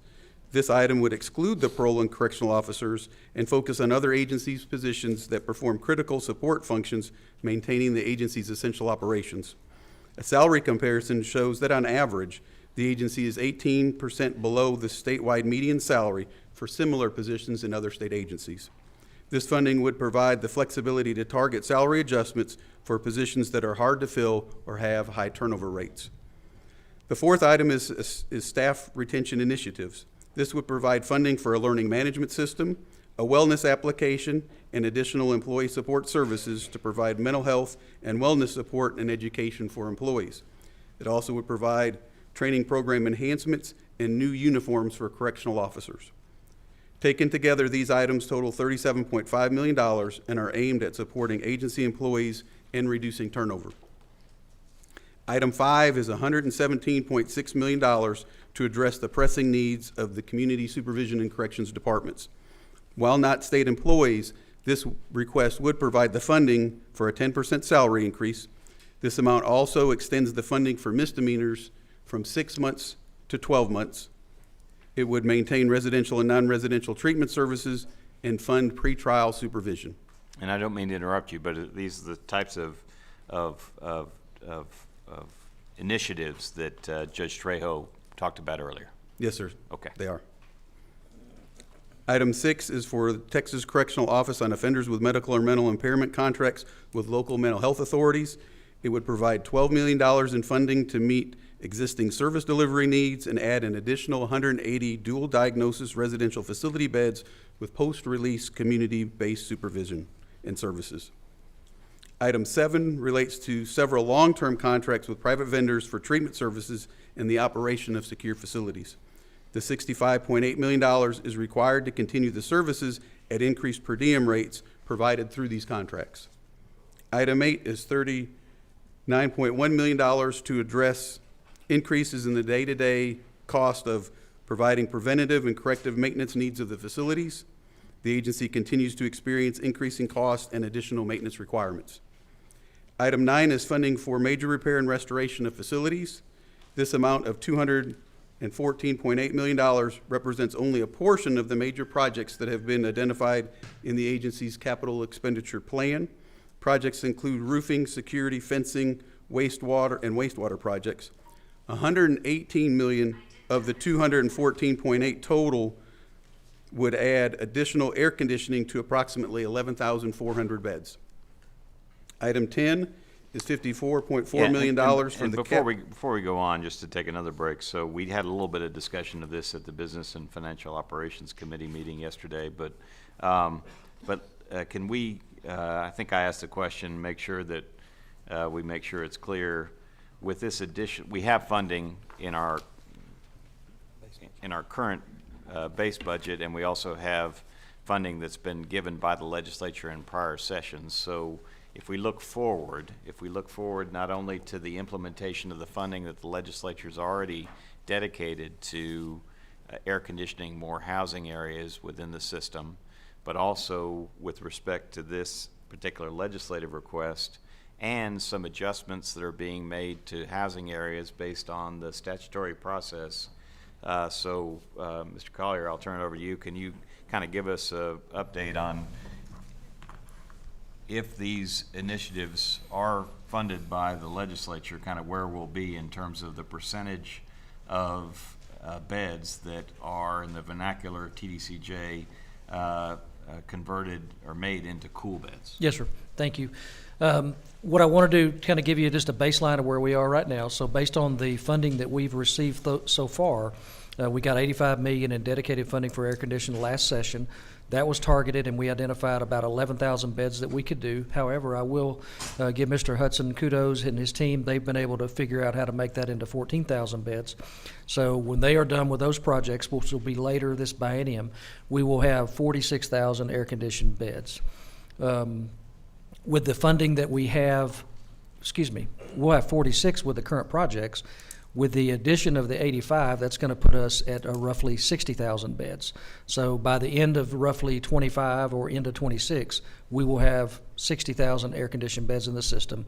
With the funding that we're asking for, if you combine the funding, the funding in the major repair item, as well as the item that talks about adding the dorms and the House Bill 124 process, you are north of 75,000 beds in the system, which is definitely over the halfway mark in the system overall. So just to put a cap on all that, with the funding request that's being made going into the legislative session, if that funding request is successful, the majority of our beds, housing areas in our system will be air conditioned. That would be correct. Yes, sir. Okay. Thank you, sir. I didn't mean to interrupt. Yes, thank you. Item 10 is $54.4 million for the capital equipment needs of the agency, and this item would replace aging and obsolete agricultural, laundry, food service, security, warehousing, and industry equipment. Item 11 is $43.2 million to replace agency fleet vehicles that have exceeded the state's replacement criteria, primarily for inmate transportation, freight transportation, agricultural operations, and facility maintenance activities. Item 12 would provide additional information technology staff to support the continued implementation of modern technology solutions within the correctional facilities statewide. This $14 million would provide the field support needed for these technology advancements. Item 13 is related to the agency's implementation of the Centralized Accounting, Payroll, and Personnel System, or CAPS. This $19.5 million would provide funding for the software solutions that would integrate with CAPS and maintain the necessary functionality of the current business processes. It also includes providing community workstations within the correctional facilities to provide computer access to correctional officers. Item 14 is $1 million to provide the Office of Inspector General with a new crime management system that would enhance their investigative capabilities and facilitate the sharing of information with the Special Prosecution Unit and fusion centers.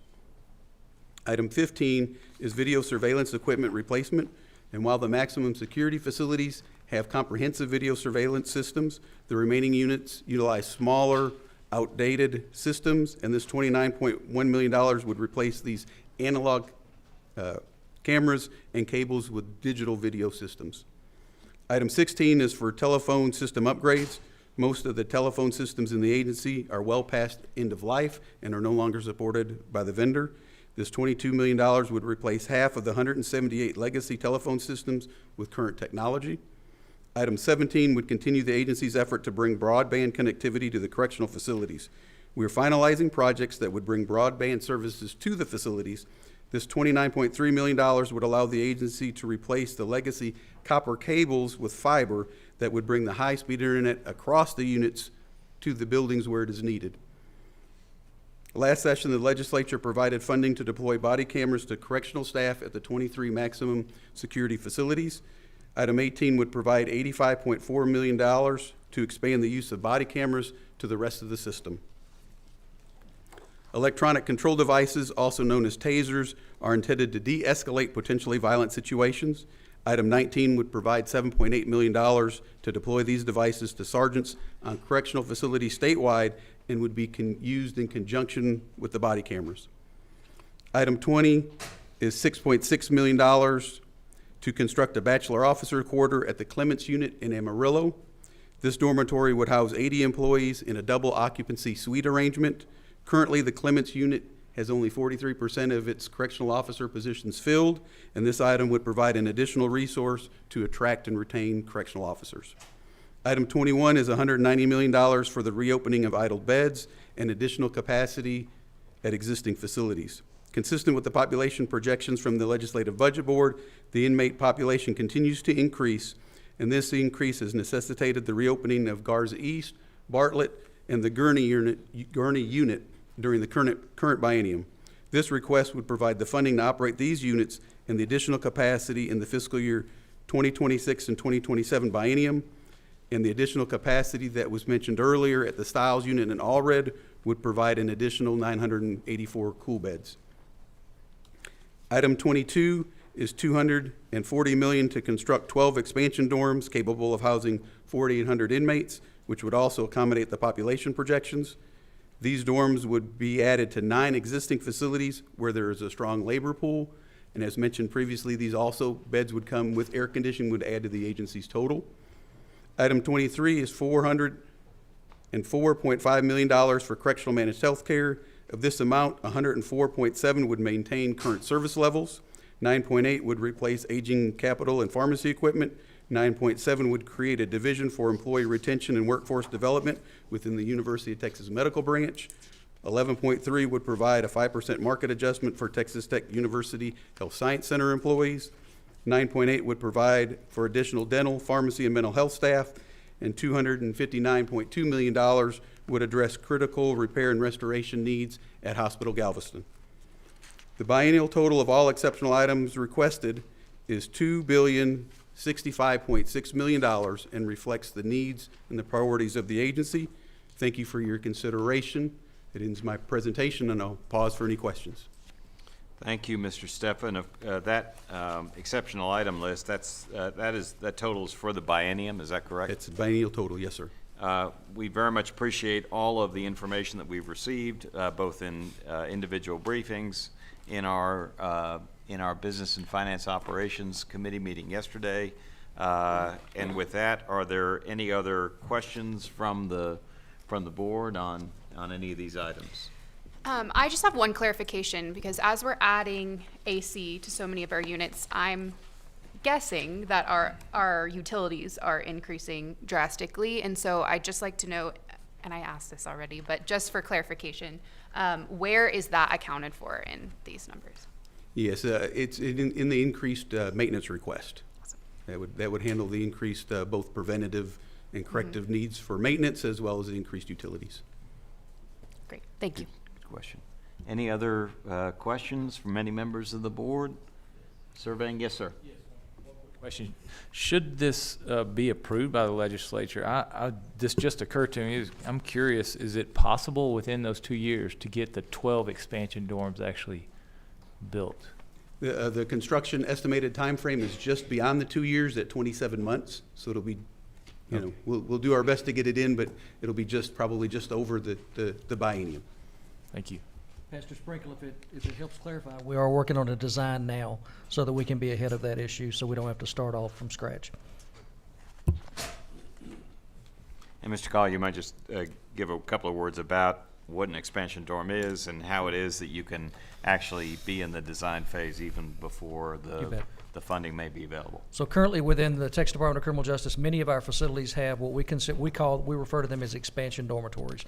We have expansion cell blocks as well, but expansion dormitories where they typically house about 400 inmates. They're separate from the main part of the unit.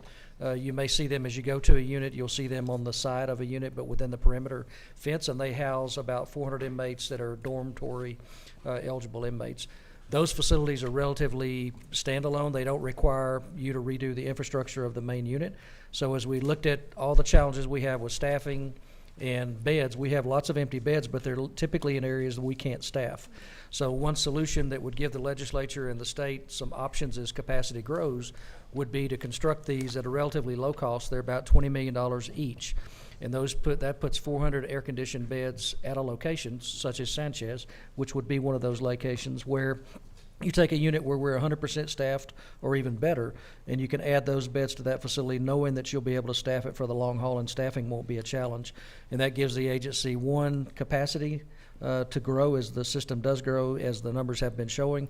But at the same time, if that growth slows, which would be great, then it gives us some flexibility with some of the beds that we can't staff. Thank you, Mr. Collier. Any additional questions for Mr. Steffa on this item? If not, do I have a motion? Yes, Mr. Chairman, I move that the Texas Board of Criminal Justice approve the Texas Department of Criminal Justice fiscal year 2025 proposed operating budget and fiscal years 2026 through 2027 legislative appropriations request as presented, and authorize the Executive Director of the Texas Department of Criminal Justice to make transfers as necessary and as authorized through the General Appropriations Act and other applicable laws. Thank you. I have a motion from General Bill Welch. Do I have a second? Second. I have a motion from General Bill Welch. I had a second from the end of the table. It was Molly. Judge Molly Francis. All those in favor say aye. Aye. Any opposed? Motion passes. Thank you, Mr. Steffa.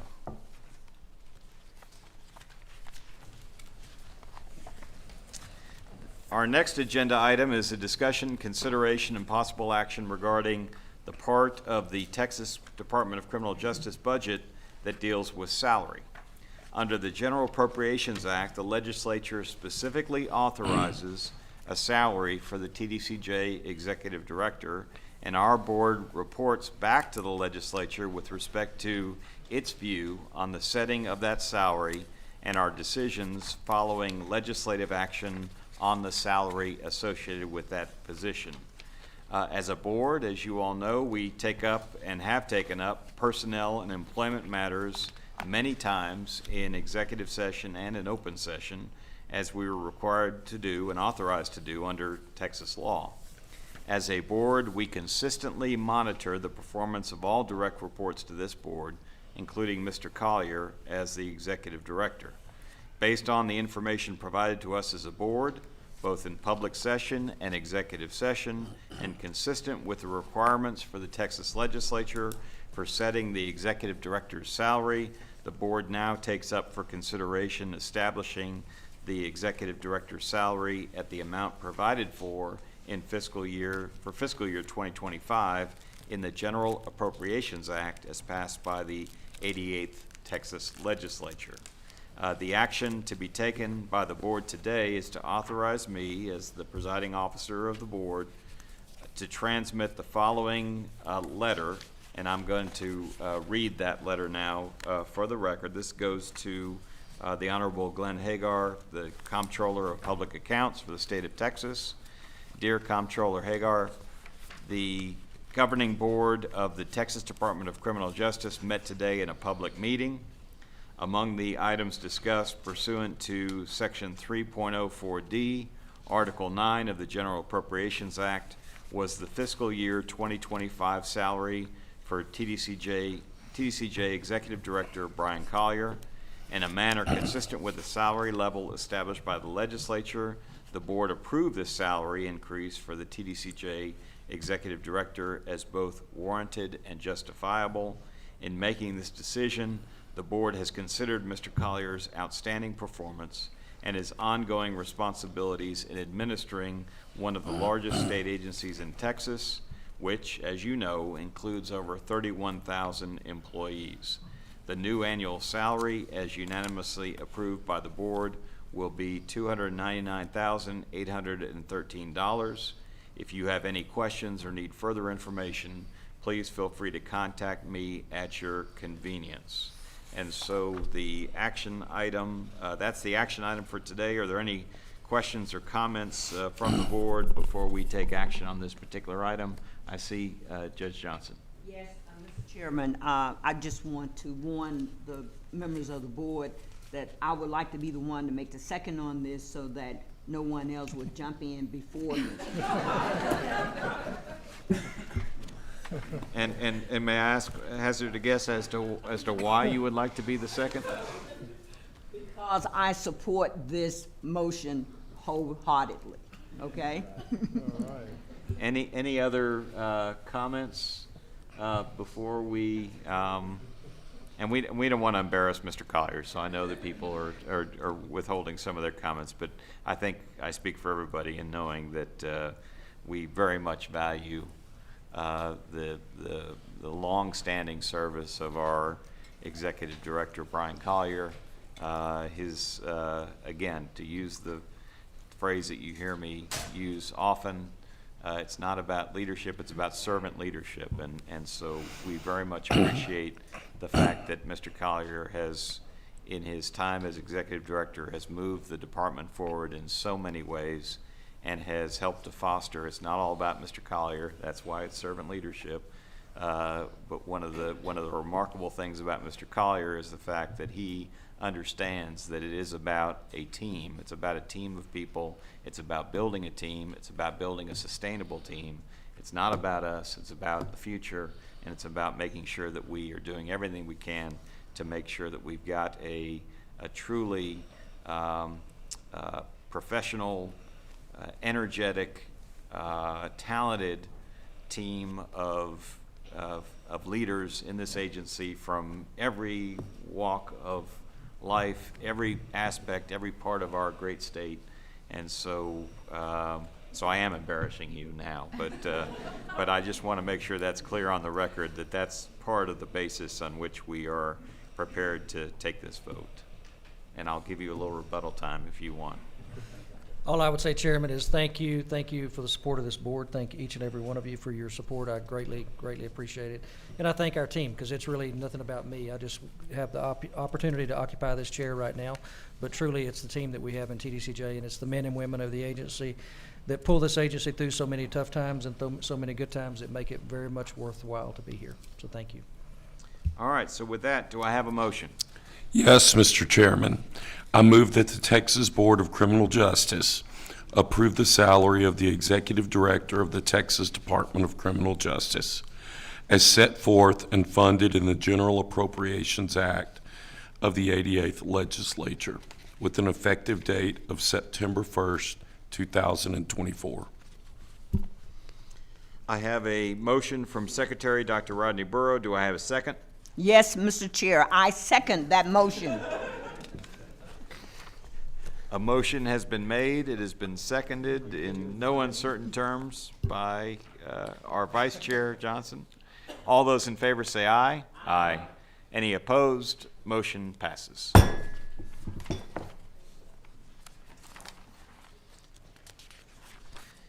You heard earlier as a board that we believe it is important not only for us but also for the public to hear updates from the various organizations that report directly to our board.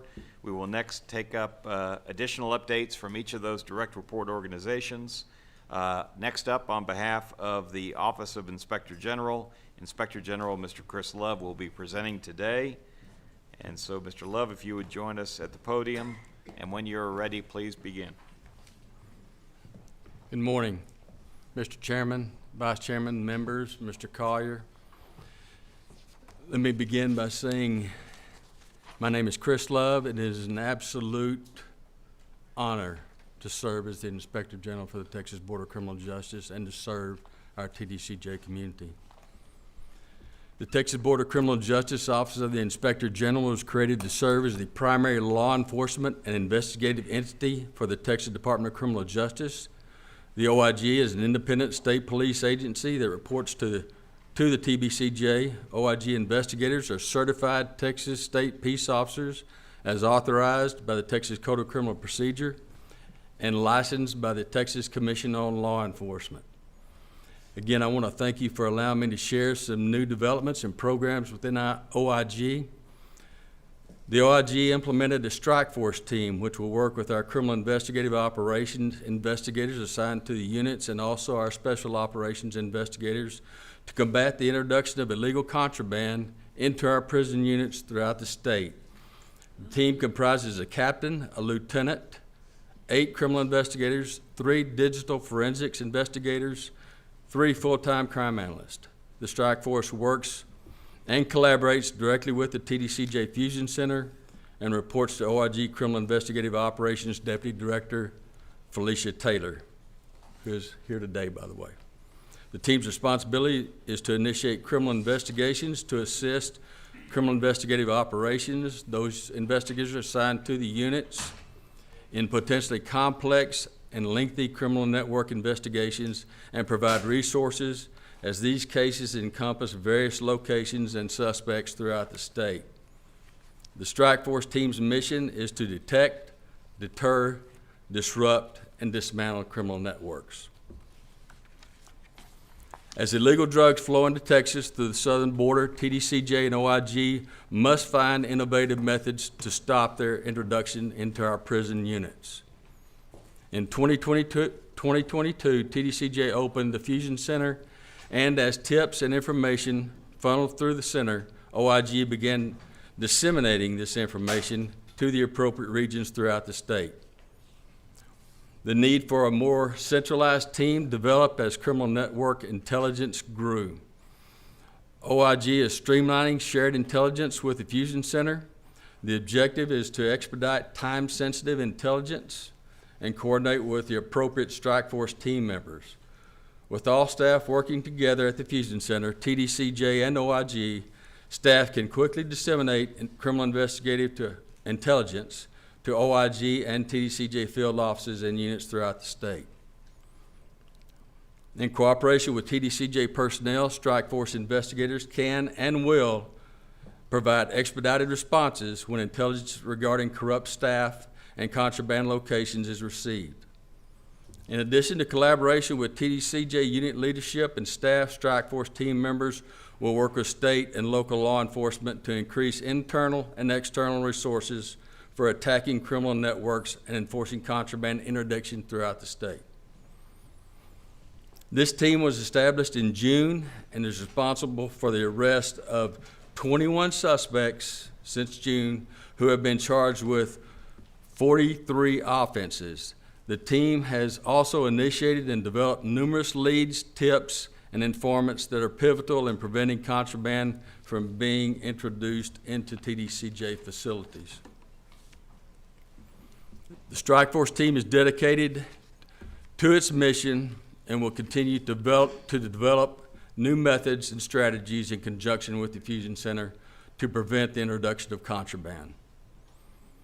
I would also like to share an update on our fugitive ankle monitor violation team. In September of 2023, Texas Penal Code 38.112, tampering with electronic monitoring device, became law. This makes it a felony for a parolee who knowingly removes or disables the device.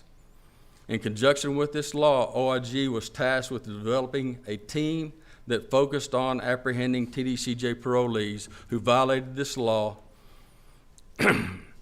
presenting the new charges throughout the state to prosecutors around the state.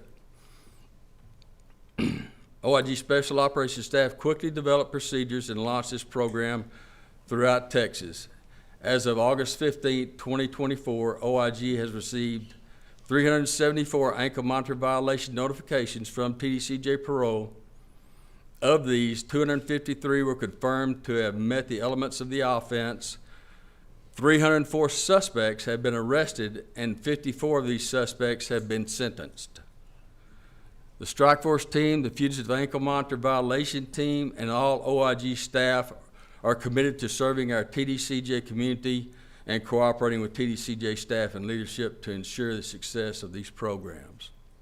I will pause for any questions or comments. Thank you, Mr. Love. I appreciate your work, appreciate the work of the team within the Office of Inspector General. I'll just highlight that we were able to, many of us were on the board, were able to take a trip with you and other members of your team to EPIC, the El Paso Intelligence Center, and without divulging any confidential law enforcement information, would you just say a few words about our experience there and some of the new ideas that even came out of that visit? Yes, sir. Yes, sir. If I may say, it was a great reminder of my past experience with the Department of Public Safety as a narcotics investigator with the Department of Public Safety, and having utilized EPIC during that time frame. And of course, technology has improved greatly, and being able to see and collaborate with them while we were at the Epic Center, you know, yesterday was just rewarding for me and the staff that we had attending there, knowing that we've put together this strike force operation and we'll be able to, we utilize drones also. We have a drone program within OIG that will be able to work with Epic regarding the drones being used to deliver contraband, you know, to the prison units.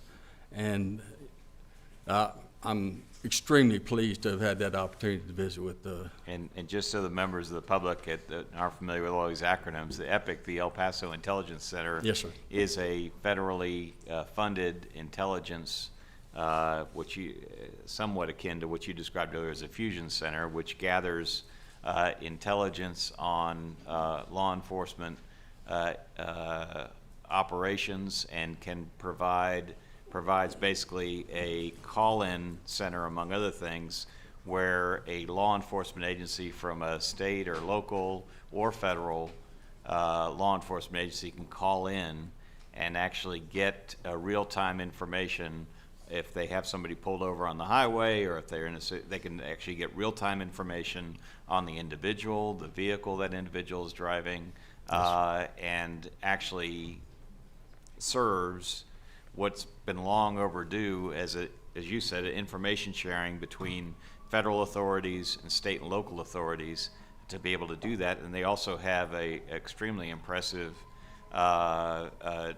driver license recognition program that they are using technology to implement, as well as a aircraft and drone detection and monitoring system as well. So. Yes, sir.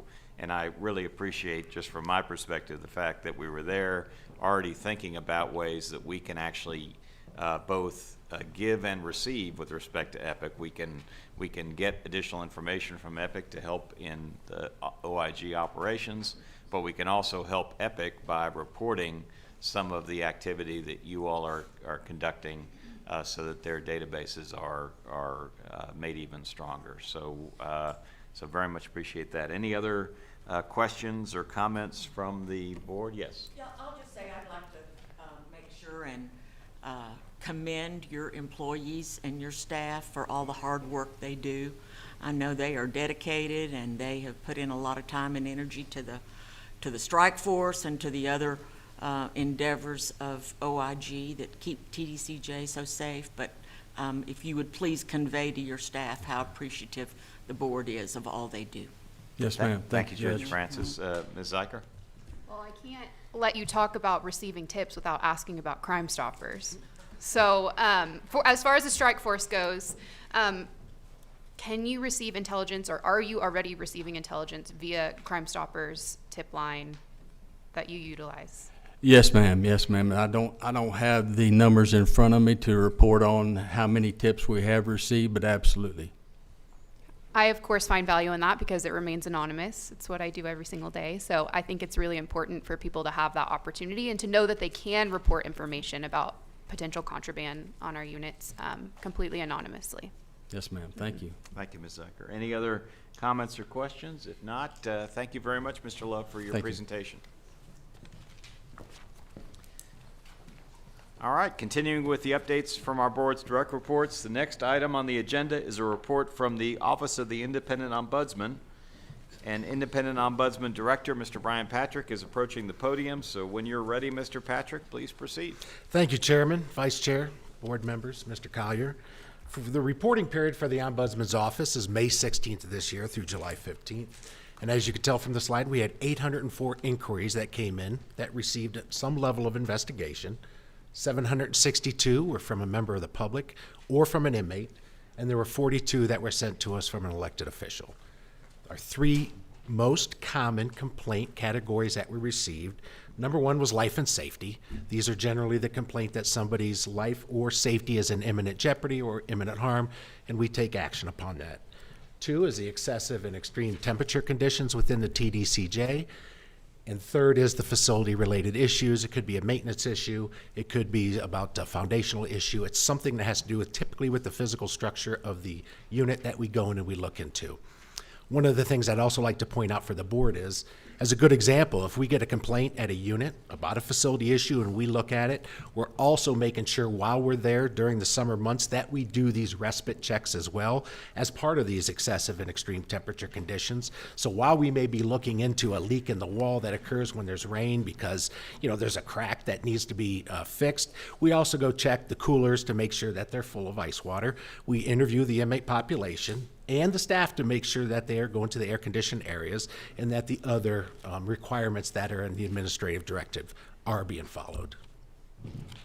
Thank you, Mr. Patrick. And I can speak on behalf of the board in saying we very much appreciate the additional eyes and ears on all these issues that are being raised by members of the population, by their families, but especially as we're in the summer months, we very much appreciate what you just said about even if it's not part of the direct charge of what you're looking at a particular unit, Yes, sir. that you and your folks are still are going to take the opportunity to check and make sure that the heat mitigation protocols at a particular unit are being followed. So we very much appreciate those efforts.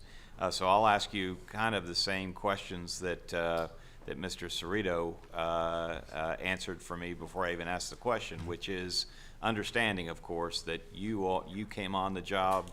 You've done, I think, extremely good work in trying to get the Ombudsman's office caught up on a backlog of inquiries, and understanding that there may be a need to always look, and I understand there are efforts to look critically at the level of resource that you have within your office. With that understanding, I'll ask you two questions. Do you believe that you've got the current level of resources needed to accomplish the mission of the Independent Ombudsman's Office? And are you receiving the cooperation of management, both at the statewide level and at the unit level, with respect to your investigations that allow you to do your independent work? Sure. Let me answer the second question first, sir. Yes, we do. When we go to unit visits, now these could both be scheduled. We may have inmate interviews that we need to make sure that they are scheduled because the inmate may be due to ship. We've actually had that happen one time where we conducted an unannounced visit. Nobody knows we're coming ahead of time except for my staff. And unbeknownst to us, the inmate had shipped out of coincidence to a regional medical facility the night before. It was still lucky it was in the area, so we just went to that facility and interviewed him. But we schedule these for staffing because staffing may be off. They may be a night shift officer. But we also do the unannounced. When we show up, they don't know we're there. We always have good rapport with the units. We always have good rapport with CID. Rarely, if ever, are those an issue. And when they are, it's not a unit issue. It may be a day when ACA is there, Region's there, we show up. It was just the imperfect storm. They always work with us, always make sure that we get where we need to go. And two, if they didn't, we would still go there. Yes, sir. So they do. And number one, the resources, yes. We were lucky enough that we had asked for and received a quality control person. Mr. Cerrito's division is doing an audit of the internal ombudsman, and it is something that is needed. I'm a big believer in, I see something for 2 or 3 years, it just becomes commonplace to me. I need somebody from the outside to come in and say, why do you do that? Well, that's wonderful. That's a great question. Let's work that out. And that's what he does. That's his expertise. We have a very high volume, fast-paced office where we have to make sure that we don't miss a very important issue among all the ones that may be a little bit easier to deal with. So we make sure that these are things that we try to do. So we're lucky enough to get a quality control person. And this is something that we are now working on the job description, and we're going to hire in the near future. This is a person that's going to help us plan. When we go to a unit, we want to make sure we don't walk away, and I've had this happen. It's no different than taking a test. You walk away and you're like, oh, now I know the answer to that one I couldn't think. I've walked away before saying, oh, I forgot to ask this question. This is a person who's going to sit down with us, plan every step to make sure that we have a checklist. Everything is set and it's scheduled and we know exactly what we're going to ask and we don't miss anything. Additionally, on the back end, this person's going to assist us to make sure that our reports have everything that we did appropriately put into that report in its right spot to make sure that we report out everything that we did and we don't miss something just because of the fast-paced nature of the office. Thank you, sir. Any other questions or comments from members of the board? Patrick, your office responded to the complaint regarding the water issue at the Plain State Jail. Are you pretty much comfortable with some of the results and how they're addressing that, and how whatever conclusion is going to come from that, the resolution? Are you comfortable with that? So there's a problem with the water at the Goree unit with the low water pressure. Is that the one you're talking about, ma'am, or the Plain State where they had a lot of equipment issues? Yeah, the equipment issue. Okay, yes. equipment issues at Plain State, yes. There were, one of the complaints that we had, both from staff and from inmates, were it's hard to feed a population when, and don't quote me on the exact number, 40% of the kitchen equipment is up and running as it should be. I met with Mr. Glass, the Facilities Division, the Deputy CID Directors, met with Mr. Hudson, and as well as Mr. Lumpkin about this. And yes, these are items which are either being repaired now so they can continue to operate as best as possible until they are replaced. So I do know that those items are projected to be replaced in the capital improvement plan, which is coming up, I believe, September 1. So yes, when these happen, Judge, we reach back out to the unit and we speak to the unit and say, hey, we've been told that these are occurring. These equipment issues have been updated. How's that going down there? And they'll tell us. So yes, based upon the feedback from the unit, yes, ma'am, we are. And I was actually really talking about Goree too, and Plain State, so yes. And also your investigation with Goree, what is your So we had went response out to there. that? Yes, ma'am. Goree all of a sudden hit us, just came onto the radar very fast. We had, one complaint, and then the next day we probably had 20 others. So I sent some staff out there, and they came back and said, yeah, there are some water issues. We're not engineers. We have no idea what the problems are, but we know there is a problem. Okay, what are we doing to resolve that? Meeting with the people that were there. I spent the better part of Friday, August 2nd at the unit. Mr. Cerrito was there with me. We were there from noon to 5 getting updates about what was going on. Went up to the unit, spoke with the inmates in this area. Most of them inmates are in a program that's required for them to be in. So the logistics of them being moved into different areas would be hard based upon their program requirements. But we made sure they had, 1, access to water so they could flush their toilets. 2, more importantly than that, in my opinion, is the drinking water.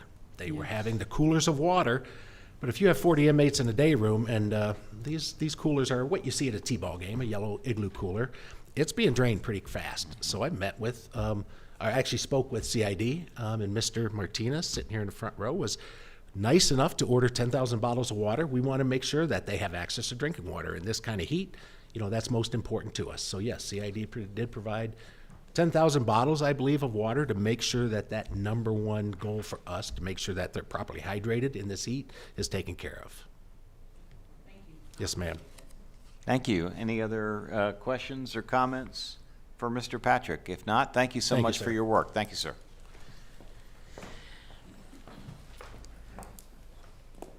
Continuing with the updates from our board direct reports, the next item on the agenda is a report from Director of State Counsel for Offenders, Ms. Wyvon Long. If you're ready, Ms. Long, if you would please proceed. Good morning, Chairman, Vice Chair, board members, Mr. Collier. We have you can advance the slide. I wanted to talk to you a little bit about what we're doing at State Counsel for Offenders. In the last year, we've hired 4 new staff attorneys, and we have stepped up 2 individuals that were attorneys in our office, and they are now chief attorneys in the criminal section and in the civil section. On July 3rd, we do some things that are fun at State Council. One of the things we do is go to the Walker County Courthouse, to the gazebo around the 4th of July in conjunction with TCDLA, and we read the Declaration of Independence, and we read the Bill of Rights. It's a tradition. We've done it about 5 years now, and it's just something we enjoy doing.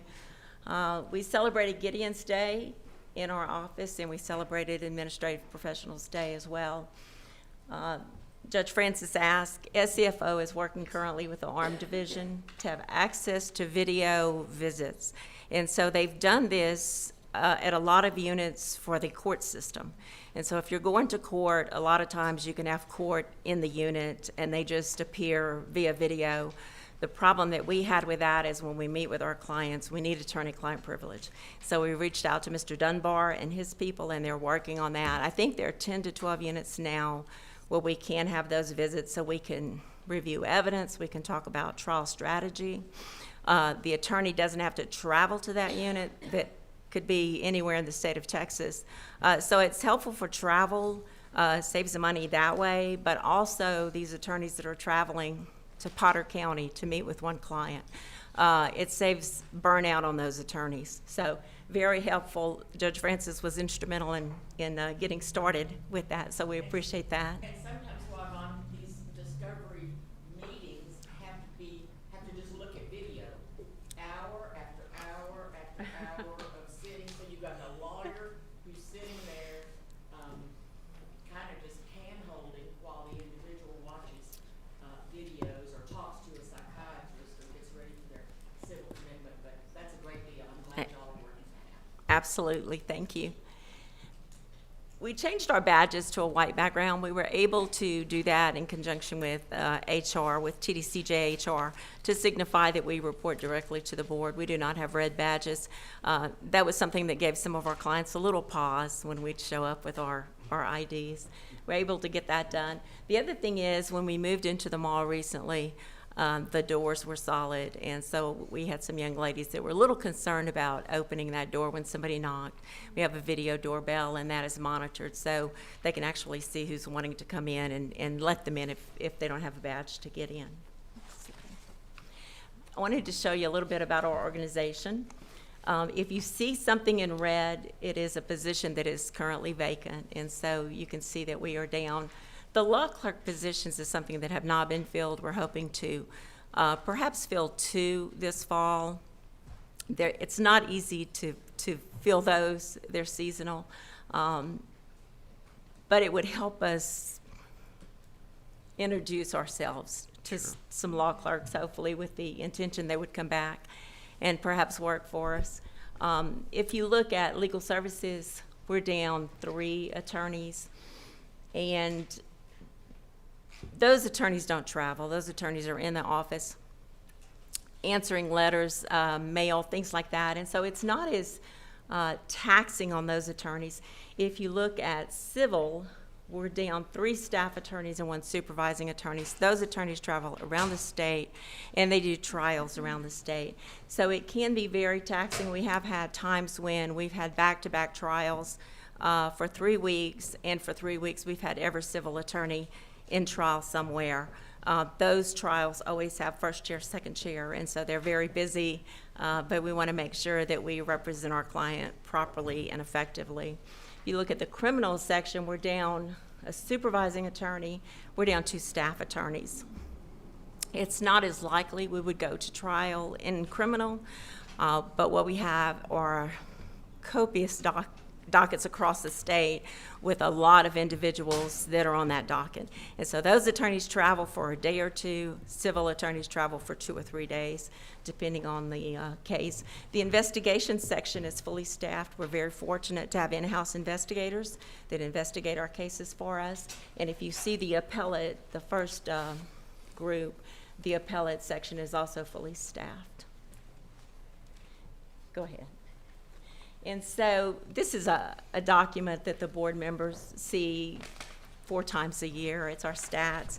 And we're happy to give you that. I wanted to give you, you can go ahead to the second page. I wanted to give you an overview because this is broken down for sections. But if you look at it office-wide, in the last quarter, we opened 658 new cases.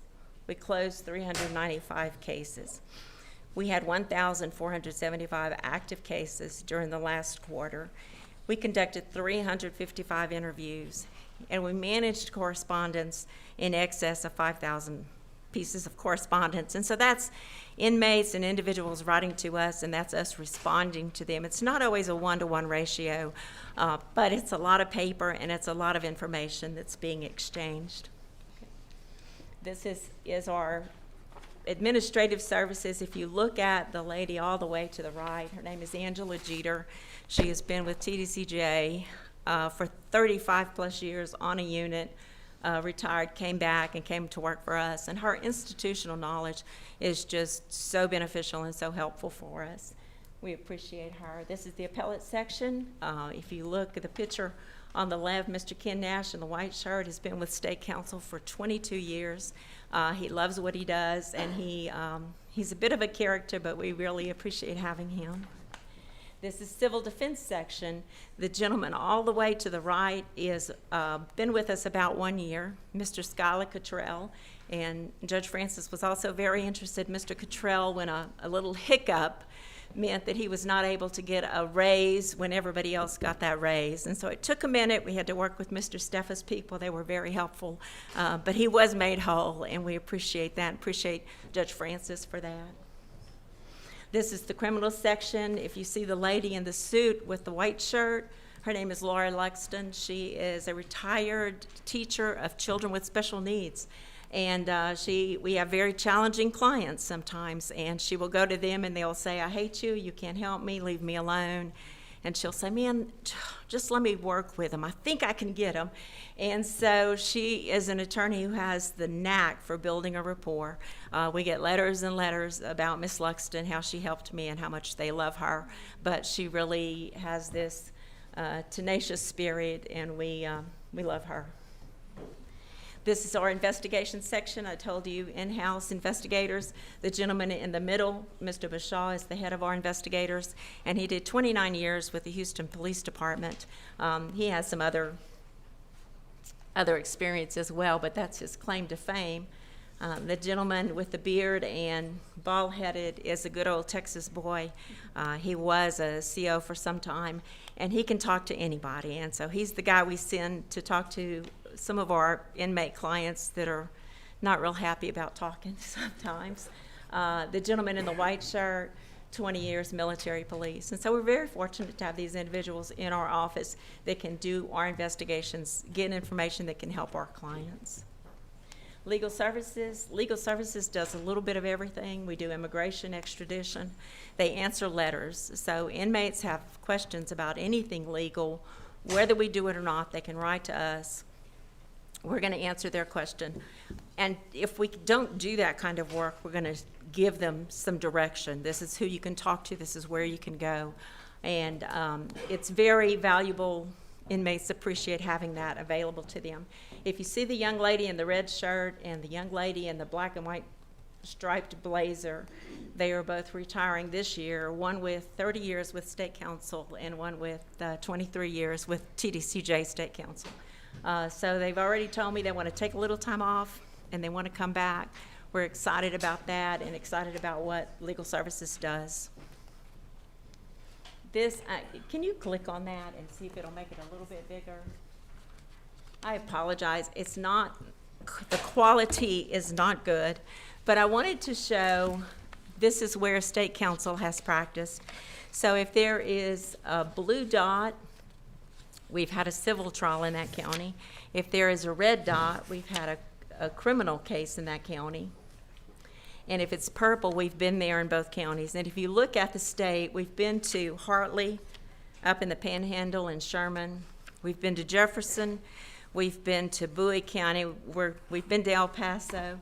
And we've been down to Cameron and Willacy. So we've been all over the state, and we have attorneys that travel week in and week out to those counties, and they're going for a trial, they're going to visit with clients, or they're going for dockets that are held statewide. And I just, I can't tell you how much I appreciate my staff. Thank you.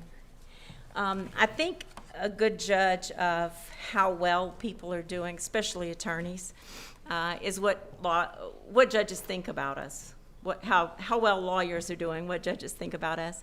This is what Judge Brooks Hagler, who is outside of Abilene, he sits over the docket for the Robertson unit. This is what he said about State Council. It has been my privilege to act as the presiding judge of the 259th State District Court for the last 16 years.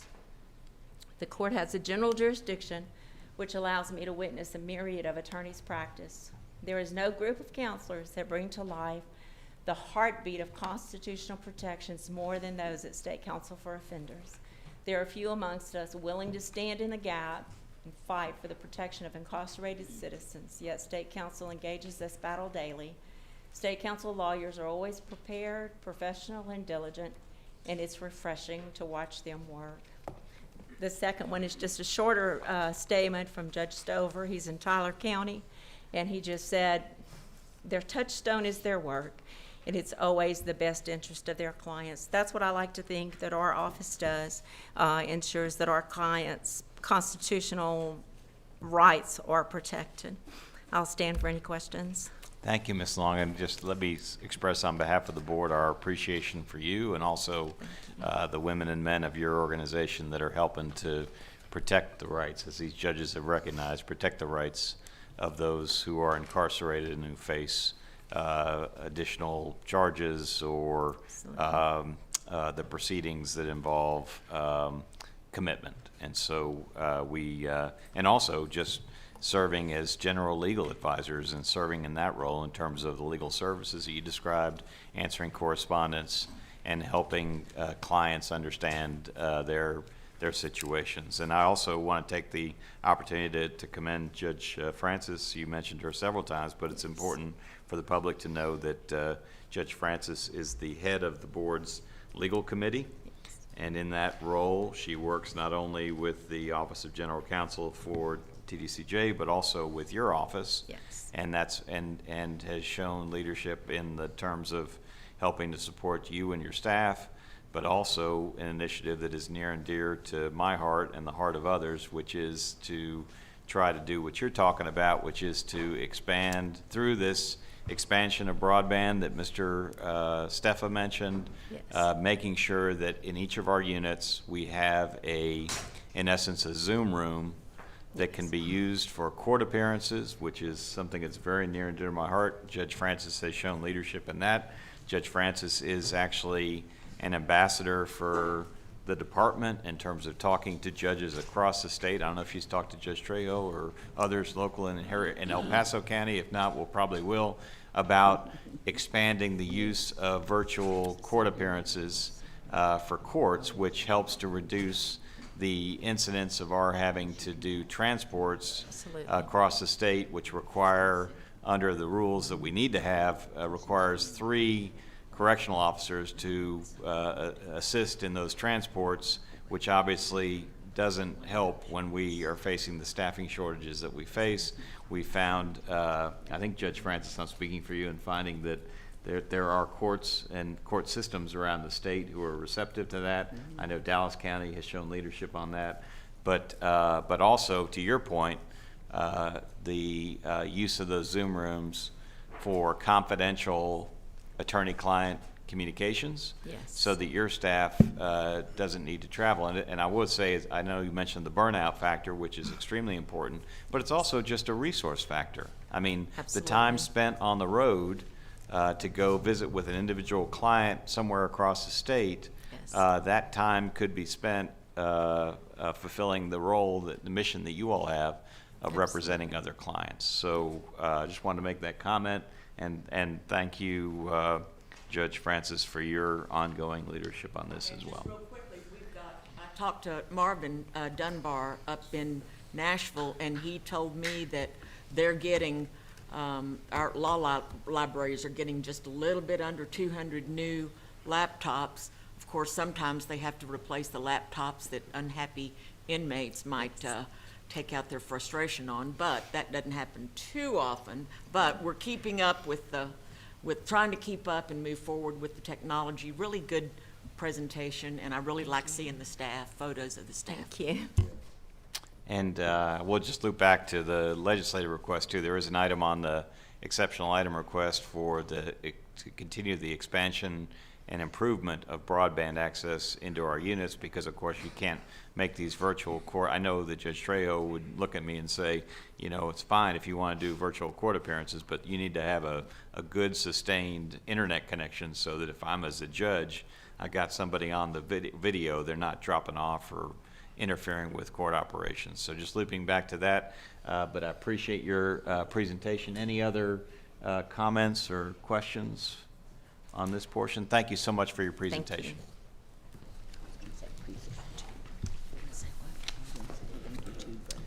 Continuing with our updates from the board's direct reports, the next item on the agenda is a report from the Prison Rape Elimination Act PREA Ombudsman.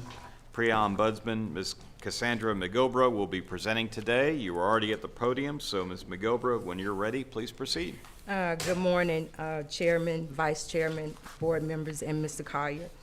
My name is Cassandra McGilbra, and I am the TBCJ Pre-Ombudsman, and today I'm here to give a brief update of the activities of the Pre-Ombudsman Office. As this is my first presentation to the board during a regular session, I would like to start with an overview of what my office functions. The Pre-Ombudsman was established by the 80th Legislature in 2007 and is appointed by the Texas Board of Criminal Justice. The Pre-Ombudsman Office was established to offer inmates, their families and friends, and general public an independent channel for reporting sexual abuse and sexual harassment. I'm reading just a little bit different. I wanted to update it. Sure. The office offers a confidential channel for inmates to report PREA complaints and inquiries concerning allegations of sexual abuse and sexual harassment. And the Pre-Ombudsman reports directly to the TBCJ chairman. Although our office is relatively small, consisting of a Pre-Ombudsman, Manager 1, 7 compliance specialists, 2 program specialists, and 2 administrative assistants, we believe in the integrity of our mission and work diligently to provide TDCJ with a resource that is both accessible and knowledgeable. You can go to the next slide, I'm sorry. The Pre-Ombudsman Office has 2 key functions: handling PREA inquiries and overseeing PREA compliance of TDCJ facilities. Go to the next. The PREA inquiry process, I got a little flow chart of how the PREA inquiries work. The inquiries received and are processed. We forward those to the units for investigations. The unit investigators investigates and responds to us on an attachment B investigative document. We review that attachment B and the investigation, depending on what type of investigation is, and then we provide a robust response to the inquiry. And so with those responses, we do have the authority to go out to the facilities and investigate PREA violations at any given time. So not all of those, some of those we will go out and investigate depending on the nature of the allegations that we're getting in those inquiries. Most of the time, what we consider a PREA violation, it may be something about strip searches, inmates not being searched behind modesty screens, or maybe not being able to have access to training, specific items that are related to PREA. So, excuse me. The Pre-Ombudsman Office has a response deadline for each inquiry. For inmate inquiries, we have 30 days to respond back.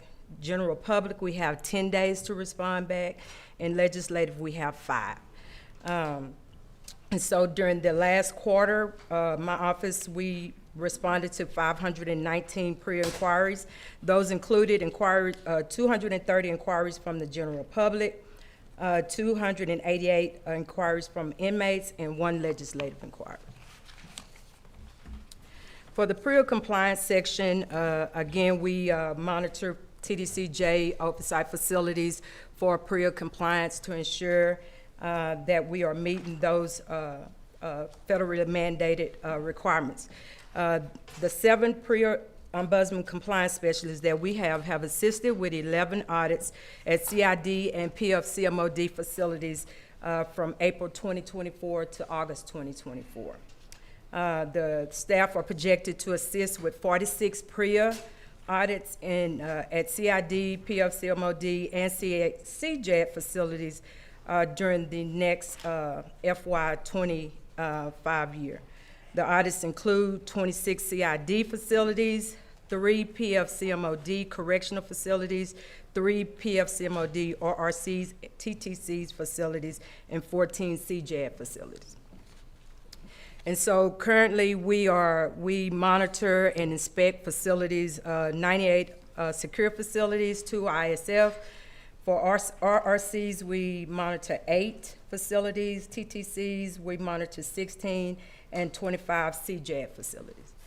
So, And with that monitoring, for PREA compliance, we are responsible for monitoring compliance with 2 sets of PREA standards. That are those for the PREA and, those for prisons and jails, and those for community confinement. And so with the prisons and jail standards, there are 43 functional operational standards and 7 auditing and state compliance standards. For the community confinement, we have 46 standards, 39 operational standards, and 7 auditing and state compliance. That's all my presentation. Y'all have any questions? Well, thank you very much, Ms. McGilver, for that comprehensive presentation. We appreciate your leadership in this very important area, and we commend you and your staff for the job that you're out there doing at our units every day to make sure that our units are in compliance with this law. Any other questions or comments from the members of the board? Very good report. I'll have pictures next time, Judge. All right. Thank you. Appreciate it. All right. The next item on the agenda is this meeting's TDCJ Parole Division Spotlight. As with prior meetings, and as will be the case for future meetings, we as a board want to take the time to help showcase our parole division and the parole officers who are out there in our communities changing lives, and by doing that, making Texas a safer place. Parole Division Director, Mr. Rene Hinojosa, has been with us already today, is going to rejoin us at the podium, and I understand that Mr. Hinojosa, you'll be introducing Parole Officer Julie Sanchez. Thank you both for joining us, and Mr. Hinojosa, if you're ready, please proceed. Thank you again, Chairman Nichols, for giving us this opportunity to highlight our staff and also the success of our parole clients, so thank you. It gives me great pleasure to introduce to the board Parole Officer Julie Sanchez. Ms. Sanchez has been with the agency a little over 5 years. She started at the Residential Reentry Center 2.5 years into her career, where she assisted in the supervision of our parole, or the clients that lived at the halfway house. In 2022, Ms. Sanchez was assigned and accepted the challenge of supervising a newly created administrative caseload, where she has since served. As part of the administrative caseload, Ms. Sanchez supervises clients who report to the Midland District Parole Office. She does that remotely. She works from home, and she supervises those clients virtually. Later today, I'll be providing a little more information about the administrative caseload in my presentation. Ms. Sanchez enjoys being a sports mom to her son who plays football and her daughter who plays volleyball. Please help me in welcoming Ms. Sanchez.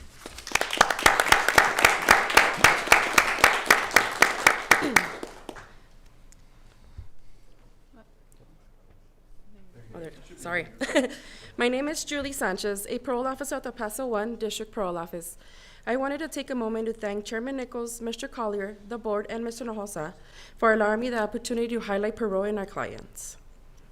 I chose a career in parole because it offers me the opportunity to see a positive change one can make in someone's life by providing resources and guidance. Parole allows me to do this daily.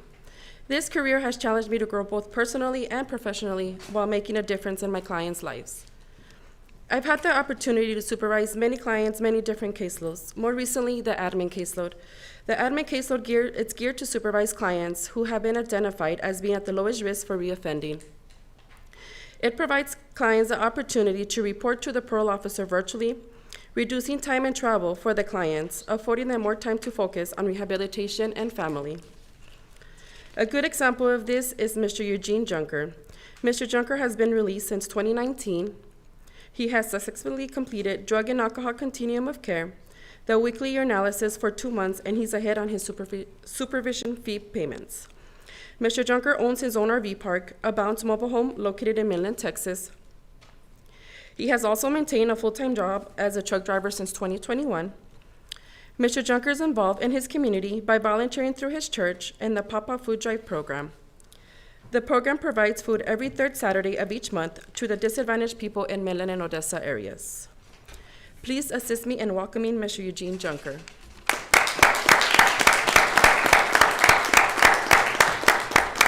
Good morning, ladies and gentlemen. It's, I guess it's a privilege to be here, it truly is, under the circumstances. Thank you for the opportunity to share with you some of my testimony. I stand here before you by the grace of God, the love and support of my beautiful wife, 6 children, and our grandchildren. Through the years of addiction, being incarcerated, I have shamed myself and my family beyond anything I'd ever imagined. I made the decision this time I would do whatever it takes to change my story. By applying God's Word, along with the TDC drug program, aftercare tools, as well as parole structure and accountability, my thinking has changed. I respond differently to people in difficult situations. This transformation is truth. In truth is a lifelong process of sanctification. God's Spirit in me, leading me, changing me more into the image of His Son, Jesus. As a result of these changes, my life and relationships are better than I could ever deserve. I belong to an amazing church family that saw fit to vote me in as a board member, me, only by God's grace. I am also part of an outreach ministry that provides food and clothing to families in need, as well as some of the homeless of the streets of Midland.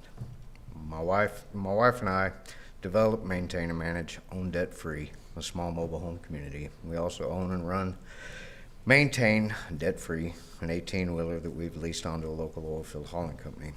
With this, each month I have to keep a current travel pass as I travel into New Mexico. Our parole officer has this process streamlined to where it is a fairly simple task now. Thank you, Ms. Sanchez. 5+ years on parole hasn't been an issue because of who I am today. My past doesn't define who I am, but who I was. That man is dead, and this man who stands before you now is alive in Christ Jesus. May God's grace and peace be with you.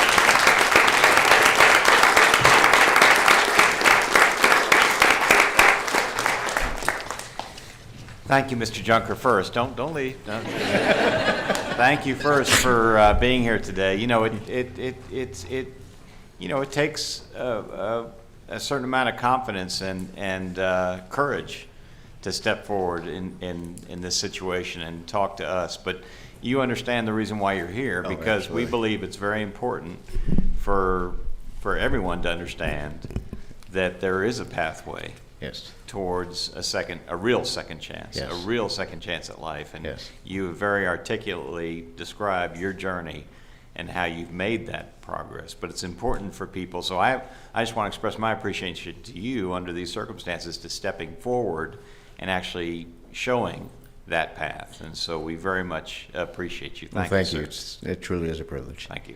Thank And Ms. Sanchez, if you would come back up, please.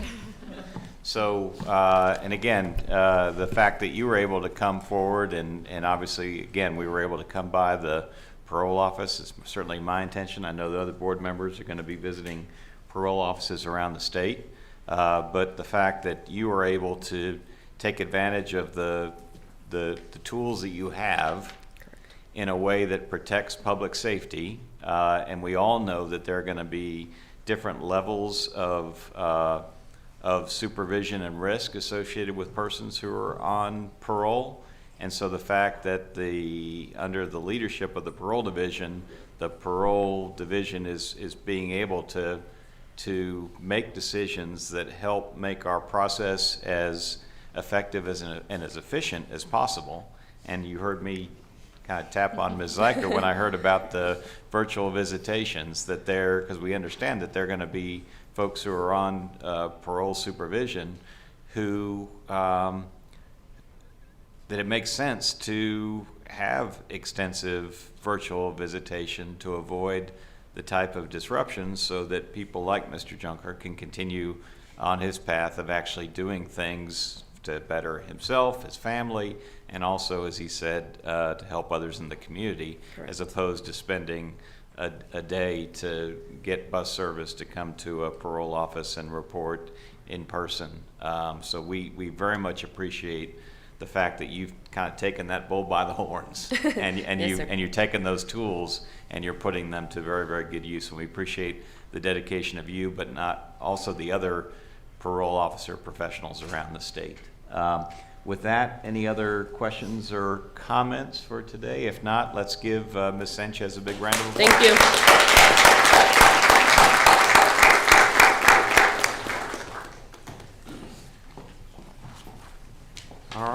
Mr. Hinosa, you can't go too far. I understand you have a presentation for us on the team supervision pilot.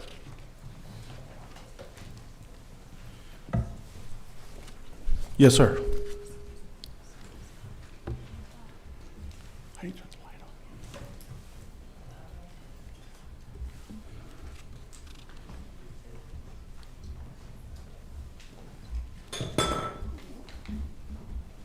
Trying to turn the light on.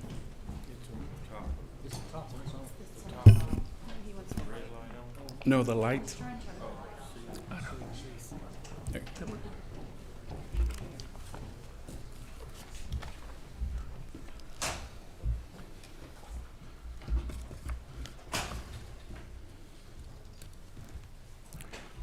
All right.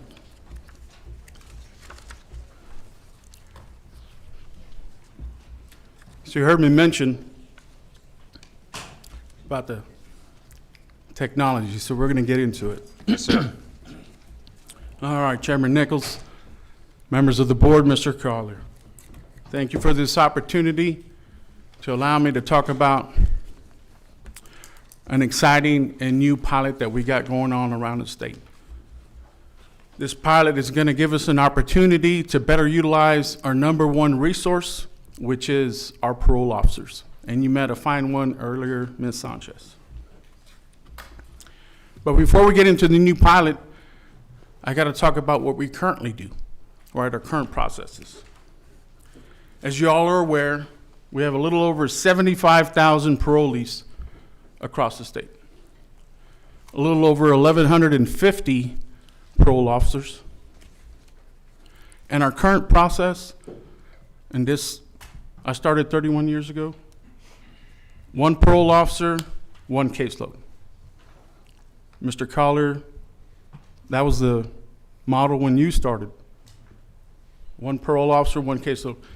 And it doesn't matter if you have 15 parolees on your caseload or 150. You're responsible for everything that happens on your caseload. Every visit, every document you have to scan, every hearing, that parole officer is responsible for everything that goes on in that caseload. And when that model was created, it made sense because we didn't have any staffing issues, right? And the caseload that the clients are assigned is dependent on their risk, their needs, and their special conditions. So let's talk about the caseloads. Our largest caseload, this thing is close, sorry, is our regular caseload. And that's every client that doesn't fall under one of the 7 specialized caseloads. Our district reentry center,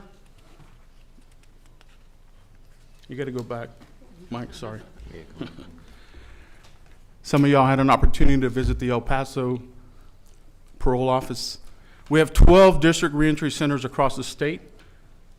That caseload is specific to clients that live within one of the district reentry centers. They require anger management or cognitive behavior intervention.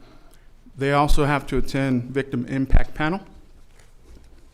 Then we have therapeutic community. That's for our clients that, attend one of our in-prison therapeutic community while they're incarcerated. I think y'all are familiar with that. That's our most intensive substance use program. Then we have our special needs offender program caseload. That's for our clients that have physical or mental health needs. Those clients receive services from our Tacoma partners in the community. Then our sex offender caseload, that caseload is for our sex offenders that receive programming from our contracted providers. Our electronic monitoring caseload, that's for our high-risk clients. It's a temporary caseload, you're not on it forever, but it's for those that have to be home at a certain time. It's a curfew-based monitoring program. And then some of you have heard of our super intensive supervision program, or SISP. Those are for our clients that are monitored by GPS. So it's our most intensive highest level of supervision. And then lastly, our residential reentry center caseload. Those are for the clients that live in our halfway houses. Some of you had an opportunity to visit our halfway house here in El Paso. We have 8 contracted halfway houses across the state. So in 2020, that year was very challenging. I think everybody remembers 2020. It was very challenging, overwhelming for us, and then COVID hit us like a ton of bricks, almost as hard as I hit the curb the other day. Sorry, Bill. And COVID, it depleted a very already depleted parole officer staffing. And it wasn't getting any better. And believe it or not, 2021, 2022, it wasn't getting any better. But it also gave us an opportunity to look at how we do things different. We couldn't go into the parolee's house. They couldn't come into the office. We had to do it differently. So it gave us an opportunity to use technology, right? We had our phones, they had their phones, so we started to use our laptops, our phones, to use technology to supervise the clients. So in April of 2022, the administrative caseload was born. So what is that? What does that mean? That's how we supervise our lower risk clients. Virtually.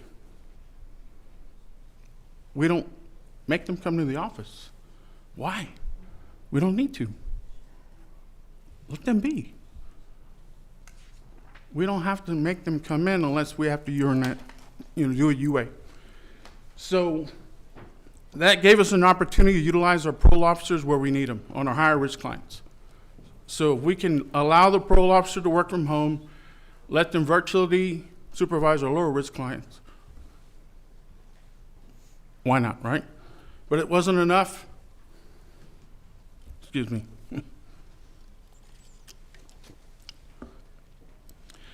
The parole officers work from home.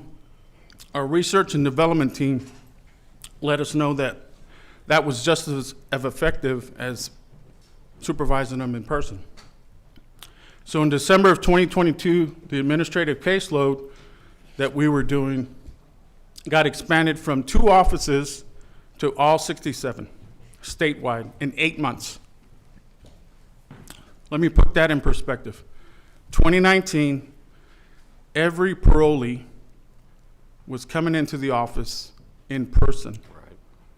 3 years later, our lowest clients were not coming into the office at all. Unless they didn't have a cell phone, obviously. So we can supervise clients in Austin and Waco, where we don't have any parole officers, from McAllen, Texas. And you just heard earlier, Midland and Odessa from El Paso. That was a game changer. But Mr. Collier challenged us to do something different, because it wasn't enough. We should have 1,400 parole officers. He wanted us to figure out a way to do a task-oriented pilot. 1 officer, 1 caseload. Let's see what it looks like. 1 office, all caseloads. So we strategically picked 9 offices: rural, urban, small, big, well-staffed, poorly staffed, to see if this pilot was going to work.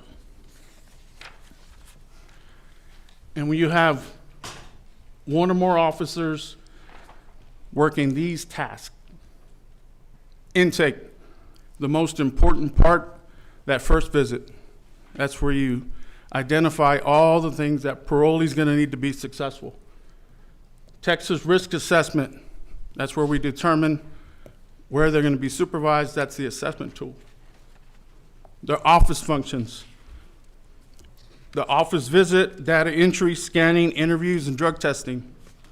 The field functions, home visits, electronic monitoring installations, investigations, and home plans. Resource programming, that's the cognitive intervention and the anger management in the DRCs, and then the pre-revocation everything that has to do with your hearings, interviews, updates, jail visits, violations.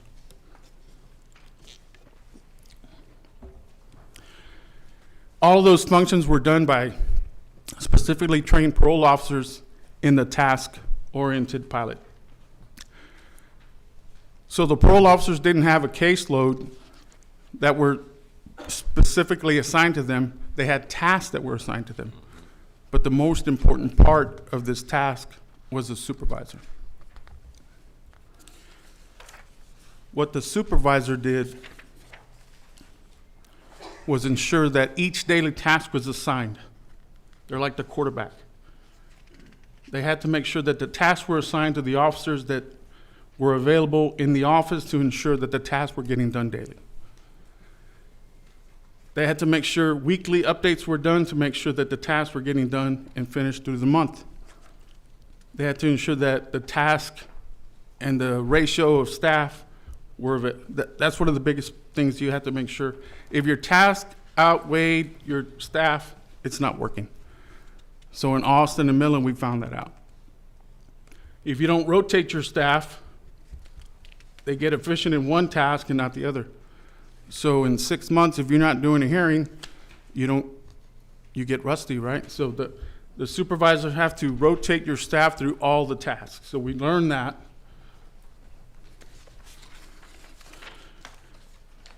Through this pilot. Our biggest takeaways and the lessons learned. One more, Mike. That you got to have enough staff to do the task, for sure. The assignment rotation is key, because if you're not able to do all the tasks and you don't rotate your staff through each, then you're not efficient in all of them. And then when we took staff out of the field, when they were setting their own schedule in the field, we knew that that was detrimental to them. So the work flexibility for the staff was key. You had to make sure you were flexible with the staff that were in the office.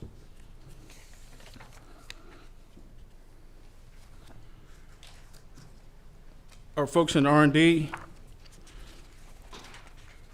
Mr. Barbie and his team took a look at the statistics, and they found that after 1 year, the true tell of a supervision, community supervision, is how well the clients are doing. 5% drop in reportable violations, 4% drop in warrants issued, 2% drop in unemployment, and a 1% drop in arrest rate. I think that's a true tell of what we're doing.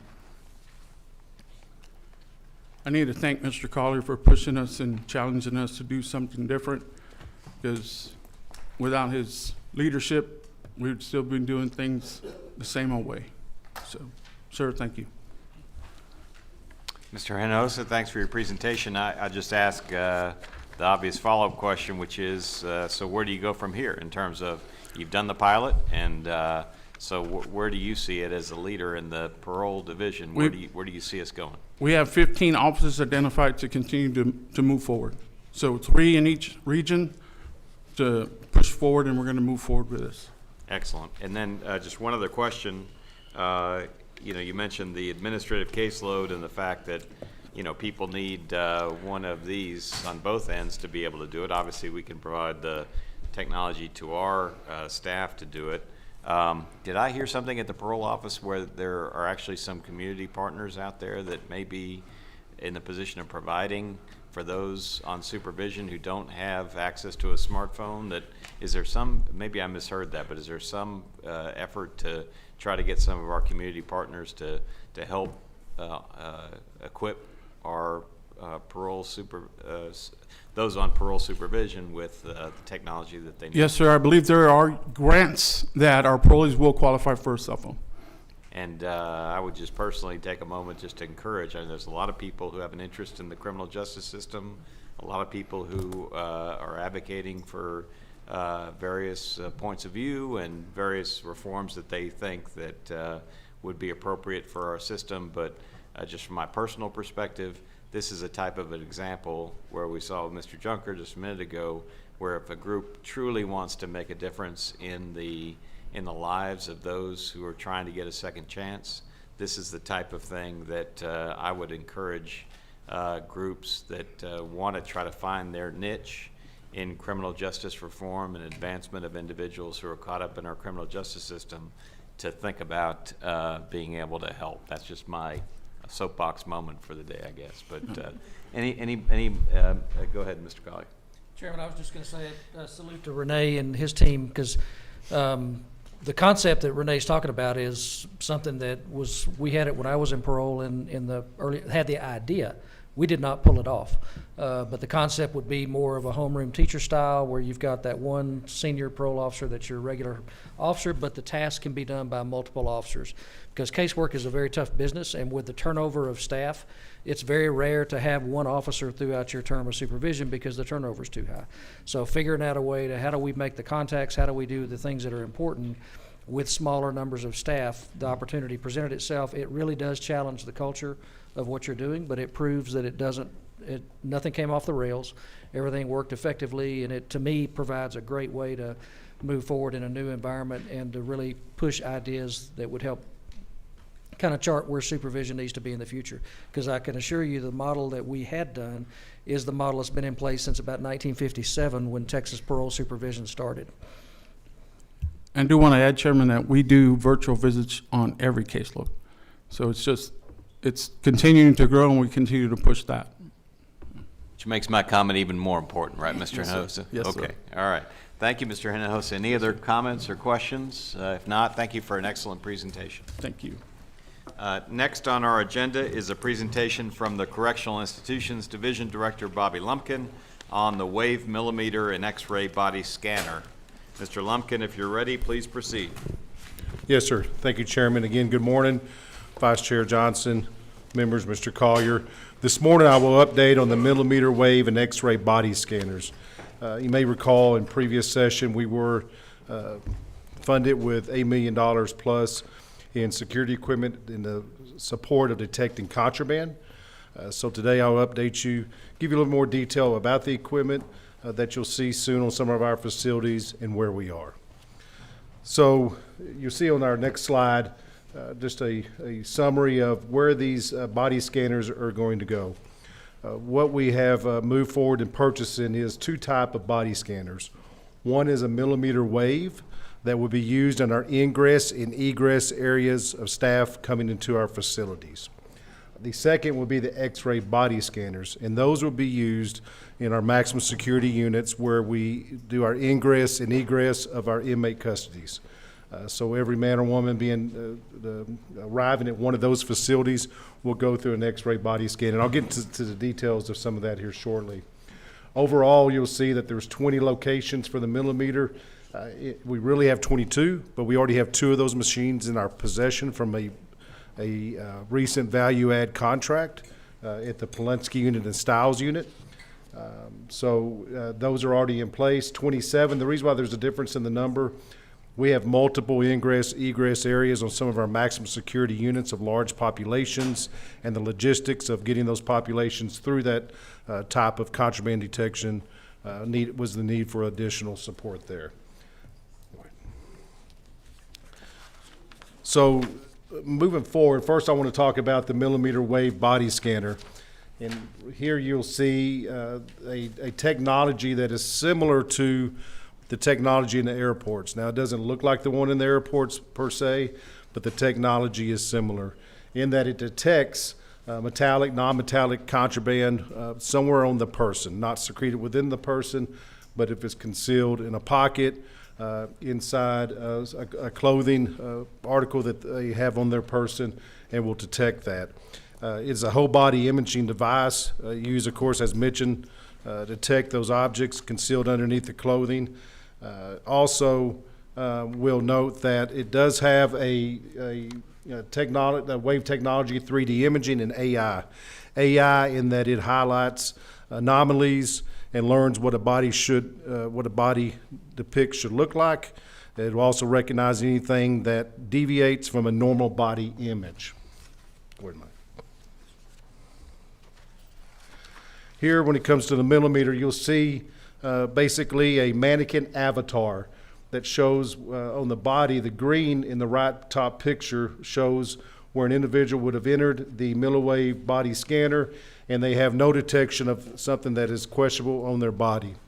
Whereas the bottom right shows the area that something has been detected, whether, again, it's in the pocket of an individual, if it's something metallic, non-metallic, it could be dangerous contraband, it could be something they forgot to take out of their pocket.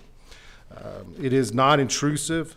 It does protect the privacy and modesty of those being scanned, while again offering an unprecedented level of security. This device does not involve radiation. So just to share that, the Department of Health and Human Services does not allow us to conduct X-rays or X-ray type equipment on visitors to units, but they do with our staff, but they do not with visitors to the units. Therefore, we elected to go with a millimeter wave body scanner on our facilities. Moving to the X-ray body scanner systems that I mentioned earlier that will be in our ingress and egress areas of where our inmate population comes into our facilities. This is X-ray technology. This is X-ray technology, and we are allowed by the Department of Health and Human Services to maintain this equipment, to use it on our inmate population. We do have a requirement annually on, of course, inspecting these machines, including ensuring we're training appropriately for those using the equipment. It also tracks the number of times that an individual is exposed to radiation. And I'll get into a little bit of detail, and Dr. Burrow probably may know it better than I do. So we are allowed to do up to 25 millirems of radiation a year. And these machines can be set at different levels, but for example, a 0.3 setting does accomplish what we're trying to do to detect something secreted on an individual or inside an individual through this process. It does track that. That's around 250 scans a year. It does also, though, allow technology for pseudo scans. So the individual does not know that they're actually being scanned or not. So we have that capability with the equipment also. This will require same gender viewing. So the individual that is viewing the readout, and you'll see that here in a minute, will be the same gender, even though that picture doesn't depict it. Right. That's not necessarily our picture, but we will use same gender viewing with this. Where am I? This is similar to, there is a depiction of what you would see in X-ray type. Will detect, I can tell you right now, we do have a mobile X-ray machine that we have used in some of our some of our facility searches. Some of our facility surges across the state, and we've already had some success. It will detect a handcuff key that has been swallowed. It will detect a cell phone and other devices or other contraband such as that. Some of the features that come with this type of equipment is on-site operation training for our staff, select staff, of course, in these areas. Our officers that will be utilizing the equipment, reviewing the scans, will be trained staff, specially trained staff, and selected by the wardens with assistance of the regional directors and our CID leadership team. Radiation safety training. So again, we are allowed by the Department of Health and Human Services. We do have a radiation officer in security operations. The aforementioned annual inspections and so forth, that is his or her responsibility, and that is also the responsibility for the radiation safety training that will be carried out at each facility. The viewing stations will be in the same room as the body scanner. In the cases, of course, of the X-ray, it will be just outside the radiation zone. And the vertical scanning process, as you saw in the picture before, ensures the lowest amount of radiation on the body. Of course, these contracts do come with maintenance packages, response time from the vendors, replacement equipment to continue the support of the equipment if it were to falter. Of course, we know we will at times have to deal with refusals. Now, staff refusals are pretty easy to address. It is a requirement to go through the millimeter process, as it is for volunteers and visitors as well. And if one does refuse to do that, a supervisor will be summoned and we'll address those cases right now. I mean, at that point. We'll tell you right now, that process is in place today. The type of type of walk-through metal detectors we use today are required. And therefore, even today, we have a process if someone refuses. In regards to the X-ray, if an inmate refuses, we will use a progressive disciplinary process. Of course, we'll have to take in consideration if we have already suspected an individual of concealing something. We have policies that allow us to address those. If somebody has swallowed a dangerous contraband, a handcuff key, or some type of a SIM card and so forth, or they've secreted that. So we have those processes in place. We are updating the disciplinary rules that should be ready for the next board meeting for presentation to add a code for that type of offense for refusing such scans. Again, in this case, for the egress of the X-ray, an inmate would, a supervisor would be notified upon an alert. With that, that is an overview of where, I failed to mention where we're at right now, even as of yesterday. So the X-ray equipment, we've had 5 show up as of yesterday on site. Of course, it's not simple as just plugging them in and turning them on. We work closely with our facilities division, Mr. Hudson, with our information technology division, Ms. Clark, as we stand up those pieces of equipment. The millimeter wave, we have not started receiving those pieces of equipment as of yet, but we are developing a plan for the receiving of those soon. With that, I'll pause for questions. Yeah, so just a follow-up question on that. So when do you anticipate having this, all this equipment that you've described to us today in place and functioning at the various units? Within the next 6 months. Any other, very good presentation. Any other questions or comments from members of the board? If not, we thank you, Mr. Lumpkin. Thank you very much. The next item on our agenda was originally scheduled to be a presentation on engaging the field. Due to unforeseen circumstances, our research and development TDCJ designee, Mr. Andrew Barbie, was unable to attend the meeting. Therefore, this presentation will be held over for a future meeting. The next item on our agenda is a discussion, consideration, and possible action regarding facilities division construction project, request to replace plumbing and controls at 3, 4, 7, 10, and 11 buildings, inmate housing, Connolly Unit, Karnes County, Kennedy, Texas. Facilities Director, Mr. Ron Hudson, will be presenting. When you are ready, Mr. Hudson, please proceed. All right, good morning, Chairman Nichols, Mr. Collier, members of the board. In your agenda packet, you will see the job scope of a new project to replace plumbing and controls in 3, 4, 7, 10, and 11 buildings, inmate housing at the Connolly Unit located in Kennedy, Texas. At the Business and Finance Committee, I briefed this new project and am now asking for the board's approval for a total program cost $12,142,700. I will pause for any questions. Thank you, Mr. Hudson. I would just commend for anyone's consideration, the discussion was had at the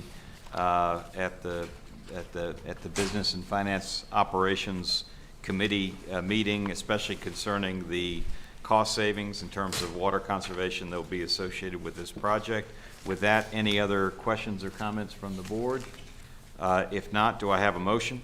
Yes, Mr. Chairman, I move that the Texas Board of Criminal Justice approve the request to replace plumbing and controls at 3, 4, 7, 10, and 11 buildings, inmate housing at the Connolly Unit in Karnes County, Kennedy, Texas, as presented. Thank you. I have a motion from Ambassador Siv. Do I have a second? Second. I have a motion from Ambassador Siv. I have a second from Secretary Dr. Rodney Burrow. All in favor, say aye. Aye. Any opposed? Motion passes. The next item on our agenda is a discussion, consideration, and possible action regarding Facilities Division construction project request to replace plumbing and controls at 8, 12, 18, and 19 buildings, inmate housing, Connolly Unit, Karnes County, Kennedy, Texas. Mr. Hudson, please continue. All right, in your agenda packet, you will see the job scope of a new project to replace plumbing and controls, 8, 12, 18, and 19 buildings, inmate housing at the Connolly Unit located in Kennedy, Texas. At the Business and Finance Committee, I briefed this new project and am now asking for the board's approval for a total program cost $12,743,600. I will pause for any questions. With the same comment from the chair about the discussion yesterday, especially about water conservation and cost savings, are there any other questions or comments from the board? If not, do I have a motion? Yes, Chairman, I move that the Texas Board of Criminal Justice approve the request to replace plumbing and controls at 8, 12, 18, and 19 buildings, inmate housing at the Connolly Unit in Karnes County, Kennedy, Texas, as presented. Thank you. I have a motion from Pastor Nate Sprinkle. Do I have a second? Second. I have a motion from Pastor Nate Sprinkle. I have a second from General Welch. All those in favor say aye. Aye. Any opposed? Motion passes.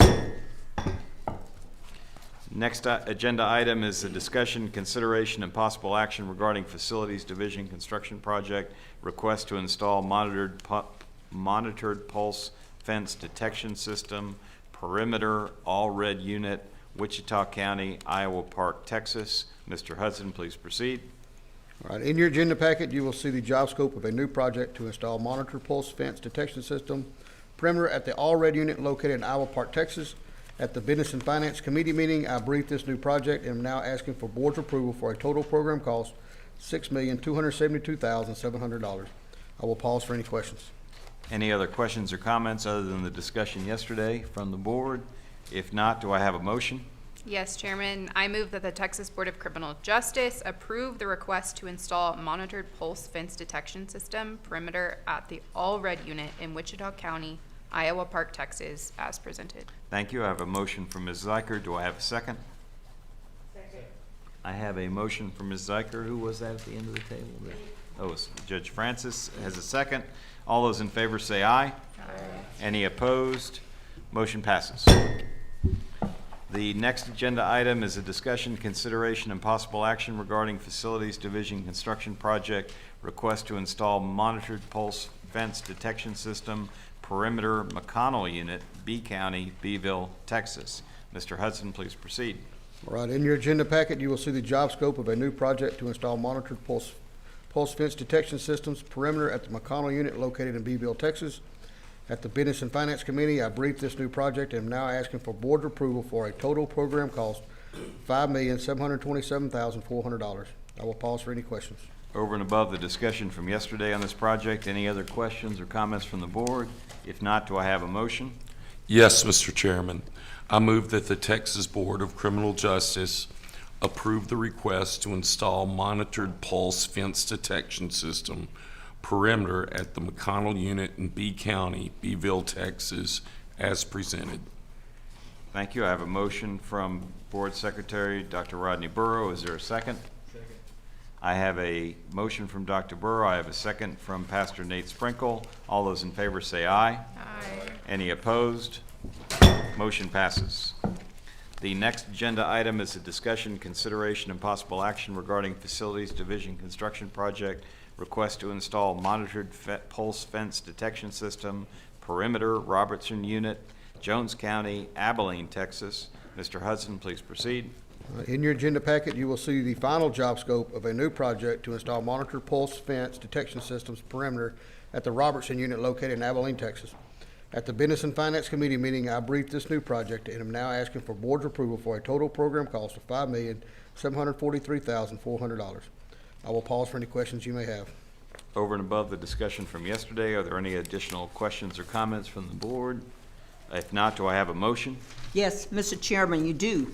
I move that the Texas Board of Criminal Justice approve the request to install monitored pulse fence detection system perimeter at the Robertson unit in Jones County, Abilene, Texas, as presented. I have a motion from Vice Chair Judge Faith Johnson. Do I have a second? Second. I have a motion from Judge Johnson. I have a second from Ms. Zeiker. All those in favor say aye. Aye. Any opposed? Motion passes. Thank you, Mr. Hudson. The next agenda item is a discussion, consideration, and possible action regarding proposed land transaction, request for a new gas pipeline easement, GIS unit, Jefferson County, Beaumont, Texas. Manufacturing, Agribusiness, and Logistics Division Director Bill Lewis will be presenting. Mr. Lewis, when you're ready, please proceed. Thank you, and good afternoon, Chairman Nichols, Mr. Collier. Board members, as discussed during the Business and Financial Operations Committee yesterday, we have 2 items on the agenda. The first of which is Lindy Incorporated requesting a new pipeline easement at the GIST unit in Jefferson County, Beaumont, Texas. It includes an area of approximately 3.37 acres of land, or 4,888.69 feet long, by 30 feet wide to transport hydrogen gas. The easement request also includes 10.80 acres of temporary and additional temporary workspace. If you could direct your attention to the screen as noted in the marker on the map, requested acreage is located in the northeastern portion of the property. Lindy has agreed to pay $746,100 in compensation for the new pipeline easement and the temporary workspace. This easement includes the indemnification as the grantee's responsibility and the most favored nations clause. Compensation was negotiated at the current geographical appraisal value. We recommend that the Texas Board of Criminal Justice approve the request for a permanent right-of-way easement to Lindy Incorporated. Thank you, stand Mr. for question. Thank you, Mr. Lewis. Over and above the discussion from yesterday, are there any questions or comments from the board on this item? If not, may I have a motion? Yes, Mr. Chairman, I move that the Texas Board of Criminal Justice approve the request for a new gas pipeline easement at the GIST unit in Jefferson County, Beaumont, Texas, as presented. Thank you. I have a motion from General Bill Welch. Do I have a second? Second. I have a motion from General Welch. I have a second from Vice Chair Johnson, I believe it was. Yes, sir. All those in favor say aye. Aye. Any opposed? Motion passes. The next agenda item is a discussion, consideration, and possible action regarding proposed land transaction request for a new gas pipeline easement Stiles unit, Jefferson County, Beaumont, Texas. Mr. Lewis, please proceed. Our second easement is from Energy Transfer Pipelines LP. They're requesting a new pipeline easement at the Stiles unit, Jefferson County, Beaumont, Texas. The easement request includes an area of approximately 94.185 square feet, or 188.37 feet long by 6 inches wide to transport natural gas. It should be noted in the red marker on the map on your screen is located in the most southwestern portion of the property. Energy Transfer NGL Pipelines has agreed to pay $30,191.50 for a term of 10 years. This serves as the initial request. This easement also includes language requiring indemnification as the grantee's responsibility, the most favored nation clause, and compensation was negotiated at current geographical appraisal values. We recommend that the Texas Board of Criminal Justice approve this request for a permanent right-of-way easement to Energy Transfer NGL Pipelines LP. Thank you, Mr. Lewis. In addition to the discussion that was held yesterday, are there any questions or comments from the board on this item? I understand that General Welch, you are going to be abstaining from voting on this request. Is that correct? Yes, Chairman Nichols and members of the board, I wish to abstain from voting on the Stiles unit land transaction involving Energy Transfer GC Pipelines, as I'm a shareholder. Any other comments or questions on this item? If not, do I have a motion? Yes, Mr. Chairman, I move that the Texas Board of Criminal Justice approve the request for new gas pipeline easement at the Stiles unit in Jefferson County, Beaumont, Texas, as presented. I have a motion from Mr. Fordyce. Do I have a second? Second. I have a motion from Mr. Fordyce. I have a second from Board Secretary Dr. Rodney Burrow. All those in favor say aye. Aye. Any opposed? Motion passes.